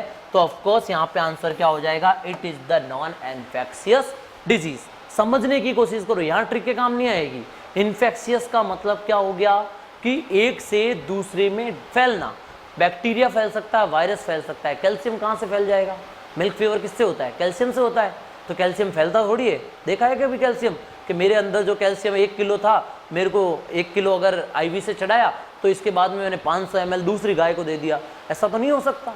तो of course this is the non infectious disease. Okay, so the answer is D. Okay, which one of the following is pregnancy maintaining hormones? तो वो ऐसा कौन सा हार्मोन है जो प्रेगनेंसी के मेंटेन के लिए जरूरी है ना? लाइन तो दे ही रखी है, एग्जैक्ट लाइन मिल जाएगी आपको कि प्रेगनेंसी मेंटेन कौन रखेगा? पी प्रेगनेंसी मेंटेन प्रोजेस्टेरॉन रखेगा। कौन रखेगा? प्रोजेस्टेरॉन रखेगा। लेकिन कैसे रखेगा, है ना? बहुत तुमने देखो ट्रिकों से याद बहुत कर लिए, अब समझना स्टार्ट करो, क्योंकि हमेशा ऐसा नहीं है कि वो गधे ही बुलाएंगे, है ना? आप रट के आ जाते हो, वो मैं रीज़न है इसका, क्योंकि आप रट के आ जाते हो सही है, लेकिन जब तक आप समझोगे नहीं ना उन चीज़ों को, तब तक आप वो नहीं कर पाओगे जो आपको फील्ड में करना है। ओके, तो देखो अब समझने की ट्राई करना कि कहाँ क्यों प्रोजेस्टेरॉन जो होता है वो प्रेगनेंसी मेंटेनिंग हार्मोन है। देखिए, जैसे ही एग रिलीज हुआ, ओव्यूलेशन हुआ, वो क्या बन जाता है? Cl बन जाती है। क्या बन जाती है? कार्पस ल्यूटियम बन जाता है। और इस कार्पस ल्यूटियम से एक हार्मोन सिक्रेट होता है जिसका नाम होता है प्रोजेस्टेरॉन। और ये कार्पस ल्यूटियम तब तक रहती है जब तक प्रेगनेंसी रहती है, और इसीलिए ये Cl जो होता है ये हार्मोन सिक्रेट करता रहेगा प्रोजेस्टेरॉन, और ये प्रोजेस्टेरॉन बताता रहेगा कि अभी तक प्रेगनेंसी है। So this is called pregnancy maintaining hormones. ये क्या हो जाएगा? प्रेगनेंसी मेंटेनिंग हार्मोन्स हो जाएगा। क्लियर? क्योंकि इसको कौन रिलीज करता है? कार्पस ल्यूटियम रिलीज करता है। Clear? So the answer is progesterone. Next question, postmortem examination should be conducted on suspected case, should not be, sorry. तो इनमें से ये लाइन एग्जैक्टली आपको दे रखी है, एक टेबल बना रखी है वायरस की डिजीज में जिसमें एंथ्रेक्स है, और एंथ्रेक्स में आपको ये बोला जाता है कि भाई इसका PM एग्जाम नहीं करना है ना? एंथ्रेक्स डिजीज का अपन पोस्टमार्टम नहीं करते। क्यों नहीं करते? क्योंकि देखो एंथ्रेक्स का जो वायरस होता है उसकी कॉलोनी जो होती है ना, वो हवा में अगर फैल गई तो इसके बाद में धड़ाधड़ क्या हो जाएगी? उसका मल्टीप्लिकेशन स्टार्ट हो जाएगा, और ये बाकी एनिमल्स में भी क्या हो सकता है? फैल सकता है। इसलिए इसका PM नहीं करते हैं, डायरेक्टली एक गड्ढा खोदते हैं और उसमें जो है इस एनिमल्स को डाल देते हैं और इसको ख़त्म कर देते हैं, है ना? क्यों नहीं कर सकते? क्योंकि यार ये डिजीज़ का जैसे ही अगर आप पोस्टमार्टम करोगे तो वो वायरस कॉलोनी बाहर आ जाएगी, हवा में जाएगी, और हवा से फिर वो दूसरे एनिमल में जा सकती है। सो इसका रीज़न है एंथ्रेक्स। एग्जैक्ट आपको लाइन जो है वो आपको न्यू उड़ान गाइड में मिल जाएगी। मैंने आपको क्या कहा? 99.9 बने हम, 100 भी बनेंगे। एक आध क्वेश्चन अगर कोई है बाहर तो हम उसको भी खींचने की ट्राई करेंगे, लेकिन ऐसा कोई एग्ज़ाम नहीं होगा, कोई स्टेट का ऐसा एग्ज़ाम नहीं होगा जिसमें हम लोग जो है न्यू उड़ान क्लासेज जो है सारे के सारे क्वेश्चंस जो है आपके अटेंड नहीं करवाते। ओके, कहीं से भी आपको मिले वो हम आपको 100% न्यू उड़ान गाइड में, न्यू उड़ान क्लासेस के एप्लीकेशन पे, उसके ऑनलाइन और ऑफलाइन क्लासेस में हम दे देंगे। Okay, so the answer is anthrax. Okay, इसका आंसर क्या होगा? Anthrax. Next is heifers should be bread after attaining about. यहाँ पे ये पूछना चाह रहा है कि जो कैटल है इसका जो काफ होता है वो बड़ा हो गया, अब इसको पहली बार जो है वो कब अपन को सक्षम करना है कि वो बच्चा पैदा कर सके, वो फर्टिलाइज हो सके और बच्चा पैदा कर सके। तो देखिए, जब उसकी एज जो है वो 2 ईयर से ज़्यादा हो जाए, या फिर तो, और या फिर उसका जो वेट होता है वो 60% से ज़्यादा हो जाए, तब आप हीफर को क्या कर सकते हैं, मैटिंग के लिए ले जा सकते हैं। ओके, सो यहाँ पे 60% जब एडल्ट का वेट गेन कर लेता है तब हम उसका फर्टिलाइजेशन करवा सकते हैं। ओके, सो यहाँ पे याद रखना आपको, डायरेक्टली इंपॉर्टेंट क्वेश्चन है ये, 60% वेट गेन होने के बाद। Now next question is excessive prolonged science of stress and A shorten interval between successive stress is observed in. अब देख लो, पहले तो जो हिंदी मीडियम वाले स्टूडेंट है वो जिनको समझने में अगर प्रॉब्लम आ रही है तो मैं बता देता हूँ। इसमें ये कहना चाह रहा है कि भाई ऐसा किस फेज में होता है कि फटाफट से बार बार एनिमल जो होता है वो हीट में आने लग जाता है ना, और वो जो हीट है वो लंबे टाइम तक रहती है, जैसे नॉर्मली 3-4 दिन तक रहती है, लेकिन अगर हीट जो है वो 10 दिन तक रह रही है और इसके अलावा हर 10 दिन में एनिमल हीट में आ रहा है, तो ये कौन सी डिजीज है? तो क्या ये एनस्ट्रेस है? नहीं, एनस्ट्रेस में क्या होता है, लंबे टाइम तक हीट में ही नहीं आता, तो ये नहीं हो सकता। स्प्लिट स्ट्रेस में क्या होता है कि स्ट्रेस जो होती है वो 2-3 दिन छोड़ करके ऐसे लगातार आती रहती है, 2 दिन आई 2 दिन नहीं आई, तो इसको बोलते हैं स्प्लिट स्ट्रेस, तो ये भी नहीं है। फॉलिकुलर सिस्ट जो होता है उसमें ये चीज़ पाई जाती है, और इसका आंसर जो होगा वो होगा सी। ओके, ल्यूटियल सिस्ट और फॉलिकुलर सिस्ट, इसकी मैंने आपको टेबल जो है वो आपको शायद गायनी में सर ने पढ़ाई होगी, गौरव जैन सर ने आपको पढ़ाई होगी गायनी में, तो ऑफकोर्स वहाँ पे आपको मिल जाएगा। इसका आंसर जो होगा वो सी होगा। ओके, तो आंसर जो है इसका क्या हो जाएगा, सी। नेक्स्ट क्वेश्चन देख लेते हैं 91। Haemorrhagic septicaemia disease is caused bye, haemorrhagic septicaemia HS, just मैंने मेडिसिन का पेपर सॉल्व कराया था आपको आपके एग्जाम से 1 दिन पहले, और मैंने वहां पे बताया था हेमोरेजिक सेप्टिसीमिया जो होता है डिजीज, इसका बैक्टीरिया जो होता है वो पास्चुरेला मल्टोसिडा होता है। 60 क्वेश्चन में अभी जाके देख लेना, है ना, 1-2 पेपर पहले ही मैंने आपको बताया था कि भाई इसका आंसर जो होगा वो पास्चुरेला मल्टोसिडा होगा। इंपॉर्टेंट और किया हुआ है किसका, हेमोरेजिक सेप्टिसीमिया, मैंने कहा था ये HS होता है, और इसको कुछ जगह और भी नाम देते हैं, हिंदी नाम, वो मैंने आपको बताया था, उसकी जगह आपको HS करना था। And Pasteurella multocida is the bacteria which is responsible for this disease. Clear? So the answer is A। Next is black quarter. Again ये मेडिसिन में है आपके वैसे तो, कि कौन कौन से बैक्टीरिया से कौन कौन से डिजीज से होते हैं। राजस्थान के स्टूडेंट्स जो कि ये बोल रहे थे कि बैक्टीरिया की डिजीज हमसे याद नहीं होती, भाई याद रखनी पड़ेगी। आपको ट्रिक दे रखी है न्यूडान गाइड में, आप ट्रिकें ठोको, उनकी ट्रिकें लगाओ। आप हर चीज़ तो मैं बोलता हूँ ट्रिकों से मत करो, बट कुछ चीज़ें ऐसी है जो आपको ट्रिकों से ही करनी है, तो ट्रिकें दे रखी है वहाँ पे, अच्छे से आप उनको पढ़ो, और पढ़ते ही आपको एग्जैक्टली वहाँ पे पता चल जाएगा। ओके, सो यहाँ पे ब्लैक क्वार्टर जो होता है ये क्लॉस्ट्रीडियम चौवाई नामक जो बैक्टीरिया होता है इससे होता है। ओके, एग्जैक्ट लाइन दे रखी है, कोई प्रॉब्लम ही नहीं है इसमें, सारे बैक्टीरिया सारी डिजीज मिल जाएगी आपको। Next is desire and ability to mate, मतलब कि डिजायर और फर्टिलाइजेशन के लिए जो मैटिंग के लिए एबिलिटी होती है, the capacity to conceive and to nourish the embryo and finally power to expel in normal foetus and foetal membrane. भाई साहब, इसने क्या किया कि भाई पहले तो फर्टिलाइजेशन हुआ, पहले क्या हुआ, फर्टिलाइजेशन हुआ, बाद में प्रेगनेंसी हुई, प्रेगनेंसी के बाद में वो प्रेग्नेंट रहा 9 मंथ। ओके, एनिमल क्या रहा, फीमेल एनिमल प्रेग्नेंट रही, एंड इसके बाद में उसने क्या कर दिया, काविंग कर दी। अब ये पूछ रहा है कि ये जो एबिलिटी होती है ना, इसको क्या बोलते हैं, है ना। अब इसने, मैंने आपको डेफिनेशन दे रखी है फर्टिलिटी की, है ना, गायनी में भी दे रखी है और मैनेजमेंट में भी दे रखी है कि फर्टिलिटी क्या होता है, स्टेरिलिटी क्या होता है, और इसने वही चीज़ पूछी है। फर्टिलिटी क्या होता है कि भाई कंसीव करके और काविंग करे, इसकी एबिलिटी होती है, तो इसने यही बोला है कि भाई कंसीव कर दिया, उसकी डिज़ायर है, वो कंसीव कर रहा है, वो बच्चे पैदा कर रहा है, तो इसको एबिलिटी क्या बोलेंगे, फर्टिलिटी बोलेंगे। इतना क्वेश्चन देख करके कभी कभी होता है ना, आपका वो पेशेंस पावर देखना चाहते हैं, जब एग्जामिनर आपका पेशेंस पावर देखना चाहता है कि आप इतना बड़ा क्वेश्चन देख के घबरा तो नहीं गए। और बहुत सारे स्टूडेंट्स हैं जो ऐसा क्वेश्चन, अरे यार 4 लाइनों में ऐसे दे रखा है, ये है वो है ये है वो है, पता नहीं क्या पूछ रहा है, और इतना सा आंसर होता है उसका कि भाई फर्टिलिटी एबिलिटी और क्या क्या है, ये फर्टिलिटी है। Okay, so the answer is सी।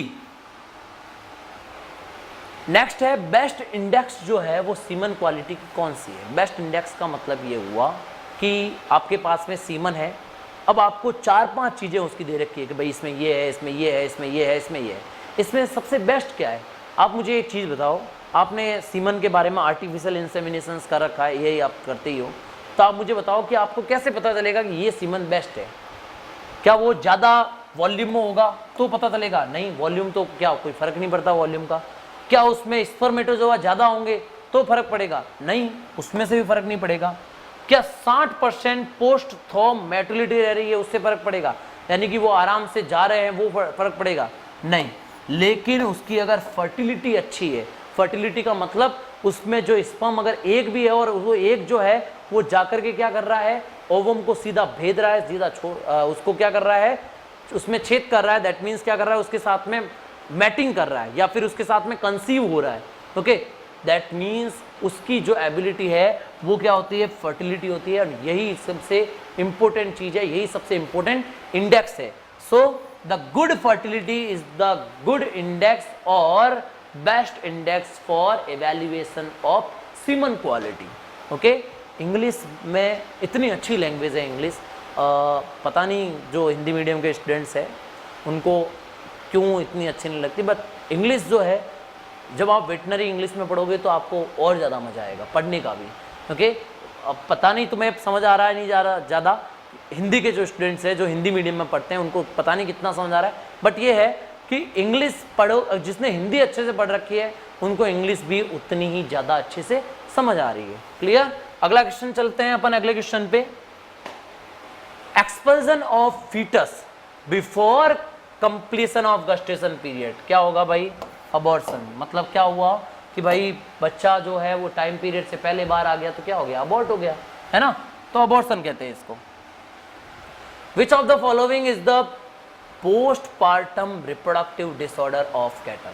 बताओ भाई, क्वेश्चन ये पूछा इसने कि इनमें से कौन सा ऐसा फैक्टर है जो बच्चे पैदा करने के बाद होगा, है ना। पोस्टपार्टम का मतलब क्या होता है कि काविंग हो गई, पास्चुरेशन हो गया, इसके बाद में इनमें से कौन सा होगा? मुझे ये बताओ, अबॉर्शन कब होता है? अबॉर्शन तो क्या होता है, बच्चा पैदा होता है उस टाइम होता है ना, तो बच्चा पैदा होने के बाद में अबॉर्शन थोड़ी होता है, तो ये हो गया गलत, ये हो गया गलत। दूसरा है फीटल ममीफिकेशन, तो ये भी बच्चे पैदा होने से पहले ही हो जाता है, ममीफिकेशन अंदर है, यूटेरस के अंदर ही है अभी तक तो, और वो क्या हो गया, बच्चा फीटस जो है वो ममीफाइड हो गया, है ना, सड़ गया, तो ये भी क्या होगा, प्रीपार्टम, पहले होगा बच्चे पैदा होने से। तीसरा है हाइड्रोएलेंटॉइस, ये भी पहले होगा। और चौथा है रिटेन फीटल मेम्ब्रेन, ये होगा बाद में। मतलब क्या है, बच्चा निकल गया और प्लेसेंटा वही अंदर रह गया, तो बच्चा निकलने के बाद रहा है। तो इसने पूछा है इनमें से चारों में से कौन सी ऐसी चीज़ है जो बच्चा बाहर निकलने के बाद होती है? तो ये बच्चा बाहर निकलने से पहले हो जाती, ये भी पहले हो जाती, ये भी पहले हो जाती, सिर्फ एक चीज़ है जो काविंग या पास्चुरेशन के बाद में होती है। तो the answer is D. Answer क्या होगा इसका? डी होगा। Next, hormone mainly responsible to follicular growth and antrum formations. आपको फिजियोलॉजी में मैंने सारे के सारे हार्मोन्स बताए हैं और उन हार्मोन्स से रिलेटेड जो चीज़ें हैं वो सारी बता रखी है, तो कोई डाउट नहीं है। जो फॉलिकुलर ग्रोथ के लिए रेस्पॉन्सिबल होता है वो हार्मोन होता है FSH। क्या होता है? FSH, जिसका फुल फॉर्म होता है फॉलिकुलर स्टिमुलेटिंग हार्मोन। तो ऑफ कोर्स ये किसके रिलेटेड है? फॉलिकुलर की ग्रोथ से, नाम से ही पता चल रहा है, फॉलिकुलर स्टिमुलेटिंग हार्मोन, तो फॉलिकल से रिलेटेड है। ऑफ कोर्स इसका आंसर क्या हो जाएगा यहाँ पे? ए। ओके, नेक्स्ट इज ल्यूटियोलाइटिक हार्मोन्स, जो होता है वो कौन सा होता है? पहली चीज तो आपको वर्डिंग पे ध्यान रखना है। देखो, एक होता है ल्यूटियोट्रोपिक, एक तो क्या होता है ल्यूटियोट्रोपिक, जो कि होता है LH, जिसका फुल फॉर्म क्या होता है? ल्यूटियोट्रोपिक हार्मोन, जो कि ल्यूटियम बनाता है। ट्रोपिक का मतलब क्या होता है? Formation of luteum. क्या होता है? फॉर्मेशन ऑफ मतलब बनाना, ल्यूटियम को बनाना। अब सर ये भी बता दो ल्यूटियम क्या होता है, तो भाई ल्यूटियम कार्पस ल्यूटियम नहीं है क्या? नहीं है क्या, बताओ? तो Cl जो है इसका मतलब है कार्पस ल्यूटियम। तो बनाने का काम जो है वो करता है LH, है ना। मेंटेन रखने का काम जो है वो करेगा प्रोजेस्टेरॉन, और उसको तोड़ने का काम जो है वो करता है प्रोस्टाग्लैंडिन, जिसको अपन बोलते हैं PGF2 अल्फा। क्या बोलते हैं? PGF2 alpha. तो the answer of this question is D. Next is which of the following disease is a bacterial disease? इनमें से कौन सी जो है वो इज ए बैक्टीरियल डिजीज? इनमें से कौन सी बैक्टीरियल है? तो पहली है, अभी बताया था ना मैंने आपको, हीमोरेजिक सेप्टिसीमिया जो है वो किससे होता है, पास्चोरेला मल्टोसिडा बैक्टीरिया से होता है। ओके, तो ये हो गई आपकी बैक्टीरिया से। ये आपकी डाइजेशन से रिलेटेड है, ब्लॉट। एप्थस फीवर जो है वो वायरस से रिलेटेड है। ब्लू टंग जो है वो भी वायरस से है। तो आंसर क्या हो जाएगा, ए, 99 इज ए। और इसी के साथ हम पहुंच चुके हैं सेंचुरी पे, 100। ओके, तो most common site for intravenous injection in cattle, ये भी बताना पड़ेगा। मैं हमेशा बोलता रहा कि गर्दन में जो है वो जुगुलर वेन होती है और उसमें अपन क्या करते हैं, आईवी देते हैं। ओके, नहीं बताएगा तो बताओ इसका आंसर क्या होगा, बताओ।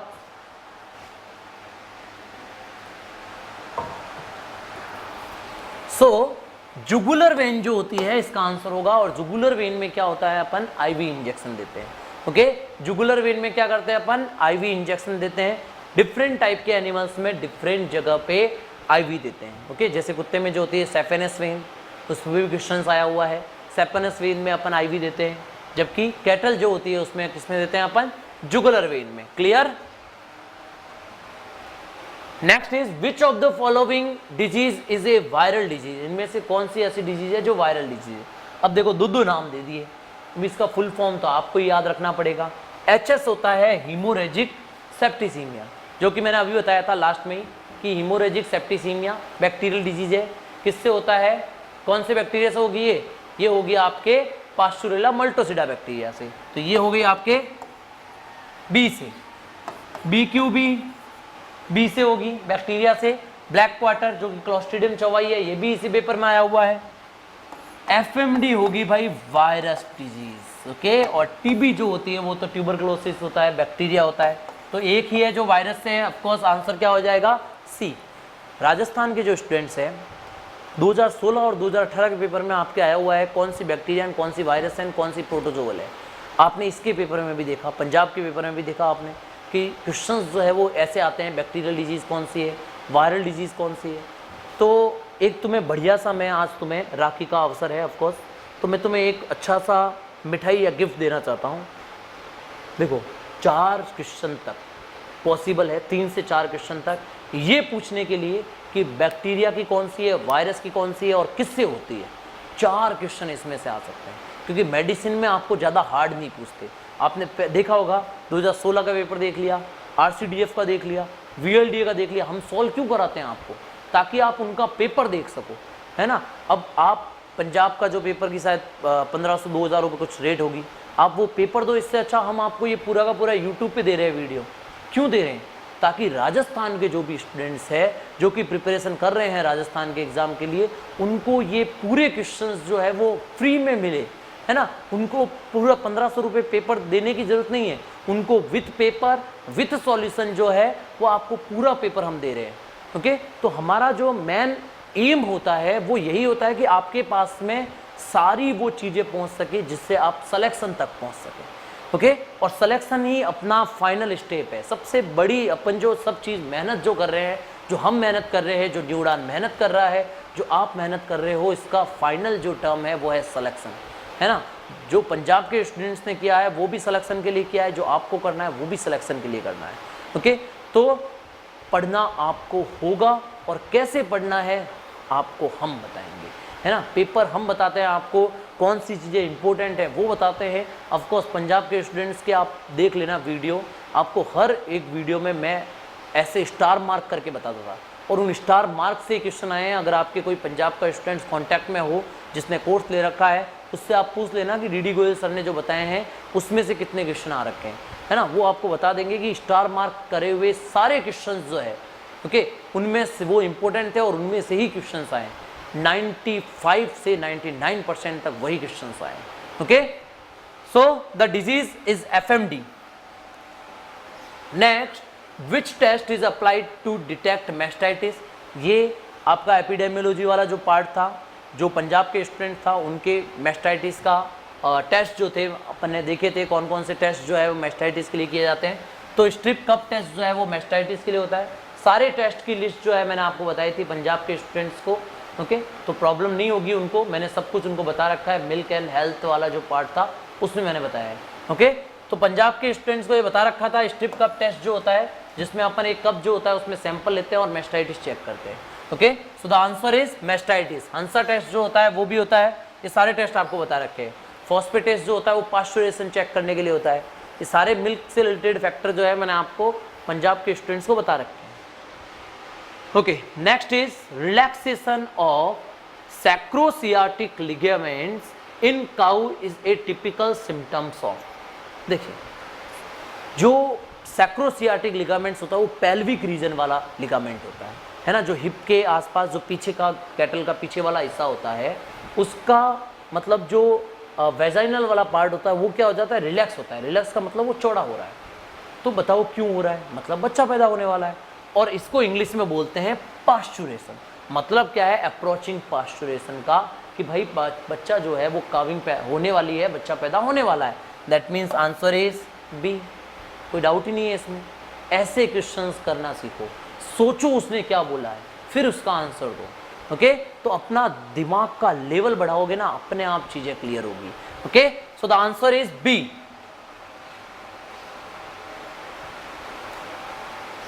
कॉमन लंगवर्म ऑफ कैटल, ये पैरासाइटोलॉजी में आपको बताया होगा सर ने। इसमें आपका जो आंसर है वो है डिक्टियोकॉलस विविपेरस, जो कि लंगवर्म है।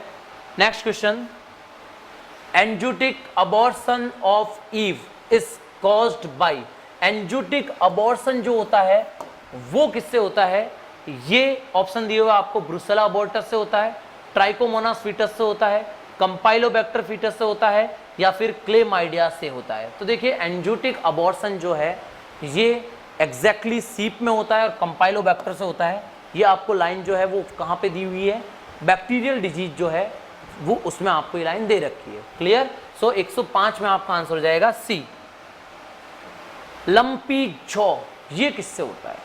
तो मेडिसिन का, मैंने आपको जस्ट इससे पेपर से 2 दिन पहले एक मेडिसिन के 60 क्वेश्चन का वीडियो अपलोड किया है। उसमें मैंने एग्जैक्ट यही क्वेश्चन बताया कि लंपी जॉ किससे होता है, और मैंने आपको 2 चीजें बताई थी वहां पे। एक तो बताया था लंपी जॉ और दूसरा मैंने आपको बताया था लॉक जॉ। और वो वीडियो जो है वो आपको YouTube पे भी मिल जाएगा। YouTube पे भी मेरा ये एग्जैक्ट वीडियो जिसमें मैंने ये बता रखा है, जाके देख लेना। मेडिसिन में ये क्वेश्चन मैंने बताया था और आपको बताया था एक्टिनोमाइकोसिस जो होता है ये तो होता है लंपी जॉ, और लॉक जो होता है, लॉक जॉ जो होता है वो होता है टिटेनस में, जिसमें जॉ जो होता है जबड़ा वो लॉक हो जाता है। Okay, so the answer of this question is a. Lumpy jaw जो होता है वो एक्टिनोमाइसिस बॉबिस से होता है। Okay, which of the following disease is A zoonotic disease? इनमें से कौन सी ऐसी डिजीज है जो जूनोटिक डिजीज है? तो पंजाब के स्टूडेंट्स को तो मैंने अलग से सब्जेक्ट बताया ही था, जूनोटिक्स का उनका सब्जेक्ट है। जो राजस्थान के स्टूडेंट्स हैं उनको मैं फिर से बता देता हूँ। जूनोटिक डिजीज का मतलब होता है वो डिजीज जो एनिमल से ह्यूमन में, मतलब जानवरों से इंसानों में या इंसानों से जानवरों में फैल सकती है, वो डिजीज होती है जूनोटिक डिजीज। वो कौन सी डिजीज होती है? Zoonotic disease. So the answer of zoonotic disease BQ नहीं है, HS नहीं है, मैस्टाइटिस भी जूनोटिक नहीं है। एंथ्रेक्स जो होता है वो जूनोटिक होती है, जिसमें लेदर जो होती है, मतलब उसकी जो त्वचा होती है एनिमल्स की, मरने के बाद में उस त्वचा से लेदर बनाते हैं, और उस लेदर से वो जो एंथ्रेक्स के जो स्पोर होंगे वो कहाँ चल जाते हैं, जो लेदर इंडस्ट्री का काम करते हैं उनके वहाँ चल जाते हैं और ह्यूमन में फैल जाता है। मतलब एनिमल से क्या फैल गया, ह्यूमन से। और किसके थ्रू फैला? लेदर के थ्रू। ओके, जैसे आपके एक क्वेश्चन आया था मिल्क के थ्रू कौन सा फैलता है? TB जो होता है वो मिल्क से फैलता है, ब्रुसेलोसिस मिल्क से फैलता है। ये जूनोटिक डिजीज होती है जो ह्यूमन में जाती है। Clear? Before bringing a new bull in semen station in India it must be given A minimum quarantine period of. Question ये पूछा हुआ है, जैसे कि बाहर से दुबई से कोई आ गया भाई आदमी, तो उसको कितने दिन तक जो है अपन क्वारंटाइन रखते हैं? कोरोना में अपन 14 दिन तक रख रहे थे, पता है ना। तो वैसे ही जो होता है अपन एनिमल्स को भी क्या होता है कि उसको कोई डिजीज ना हो, तो इसलिए अलग अलग एनिमल्स को अलग अलग क्वारंटाइन डेज में रखते हैं। जैसे कि बफेलो और गाय जो होती है उनको अपन 60 दिन तक रखते हैं। कितने दिन तक? 60 दिन तक अपन रखते हैं। जो हॉर्स होता है उसको अपन रखते हैं 40 दिन तक।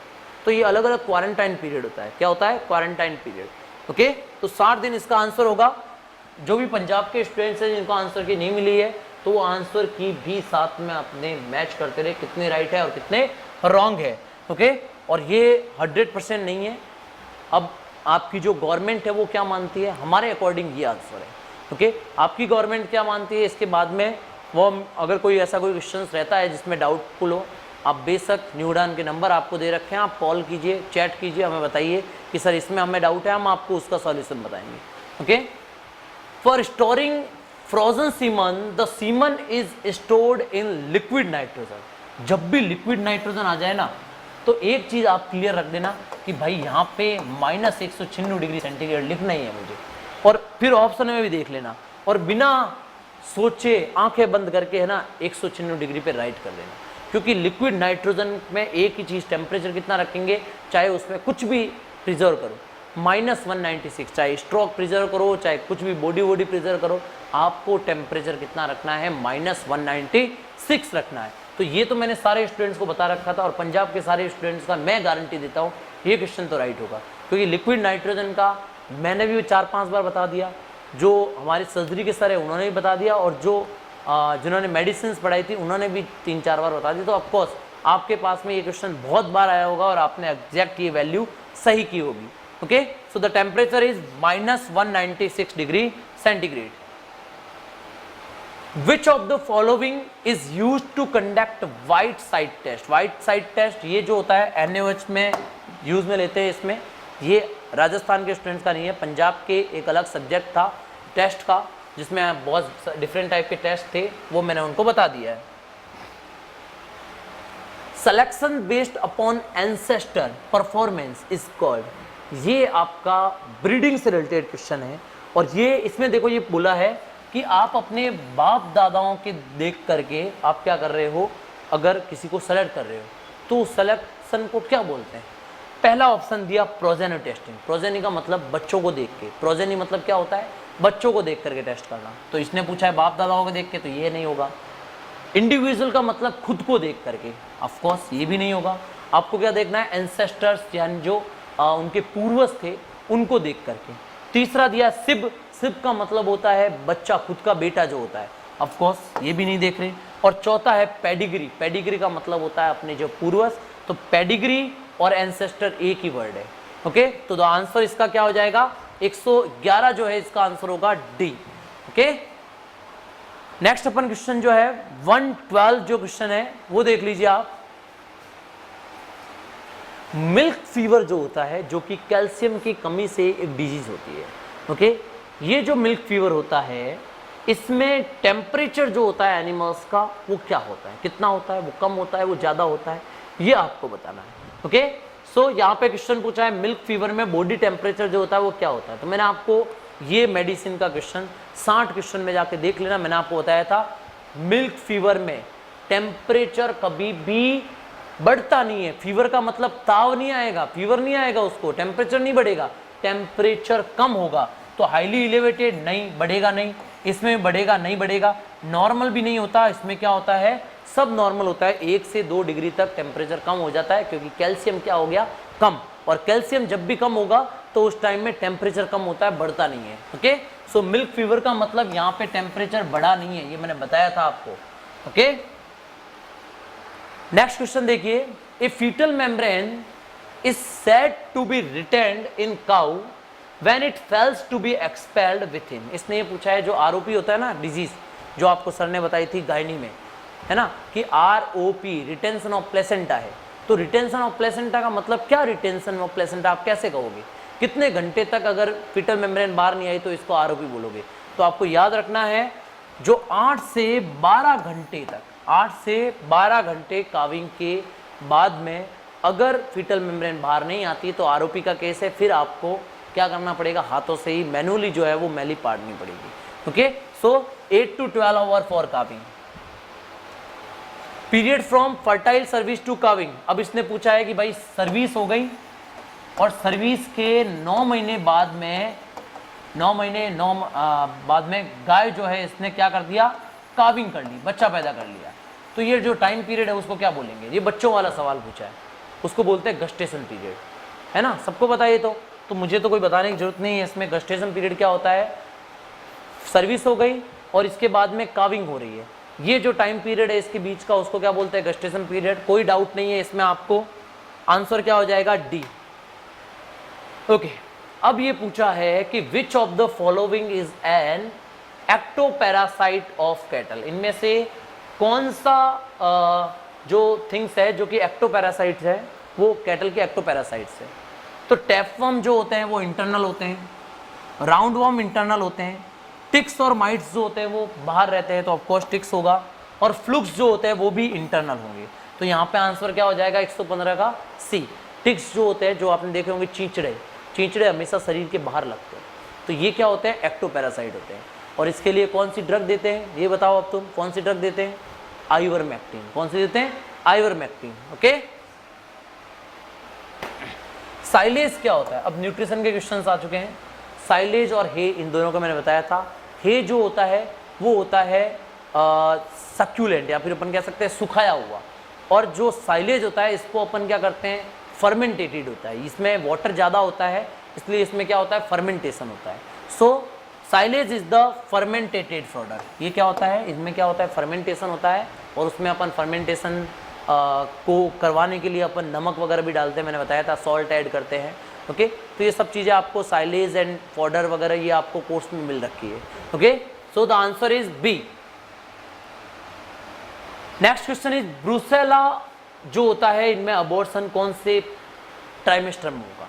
बताओ भाई, अब तुम खुद ही बताओ। ये सबका क्वेश्चन राइट होना चाहिए, क्योंकि ये मैंने भी बता रखा है, ये गायनी में भी आपको सर ने बता रखा है, इस सर्जरी में भी आपको सर ने बता रखा है कि हमारी जो मेहनत थी, वो मेन जो हमारा स्ट्रगल था वो यही था कि स्टूडेंट्स जिन्होंने, पंजाब के स्टूडेंट्स जिन्होंने हम पे ट्रस्ट किया, उनको हम 100% मटेरियल दे सके। और हमने इतनी मेहनत की है, तो तुमने ऑफकोर्स पढ़ने में मेहनत की होगी, और अभी मैंने इस लेक्चर में ही बोल दिया कि थर्ड ट्राइमेस्टर ऑफ प्रेगनेंसी में क्या होता है? ब्रूसेला अबॉर्शन होता है। Okay, so the answer is C. Q fever जो होता है ये किस कारण से होता है? तो क्यू फीवर जो होता है ये कॉक्सिला बर्नेटाई से होता है। ये आपको मेडिसिन में सर ने बता ही दिया, एग्जैक्ट लाइन जो है लिखी हुई है कॉक्सिला बर्नेटाई।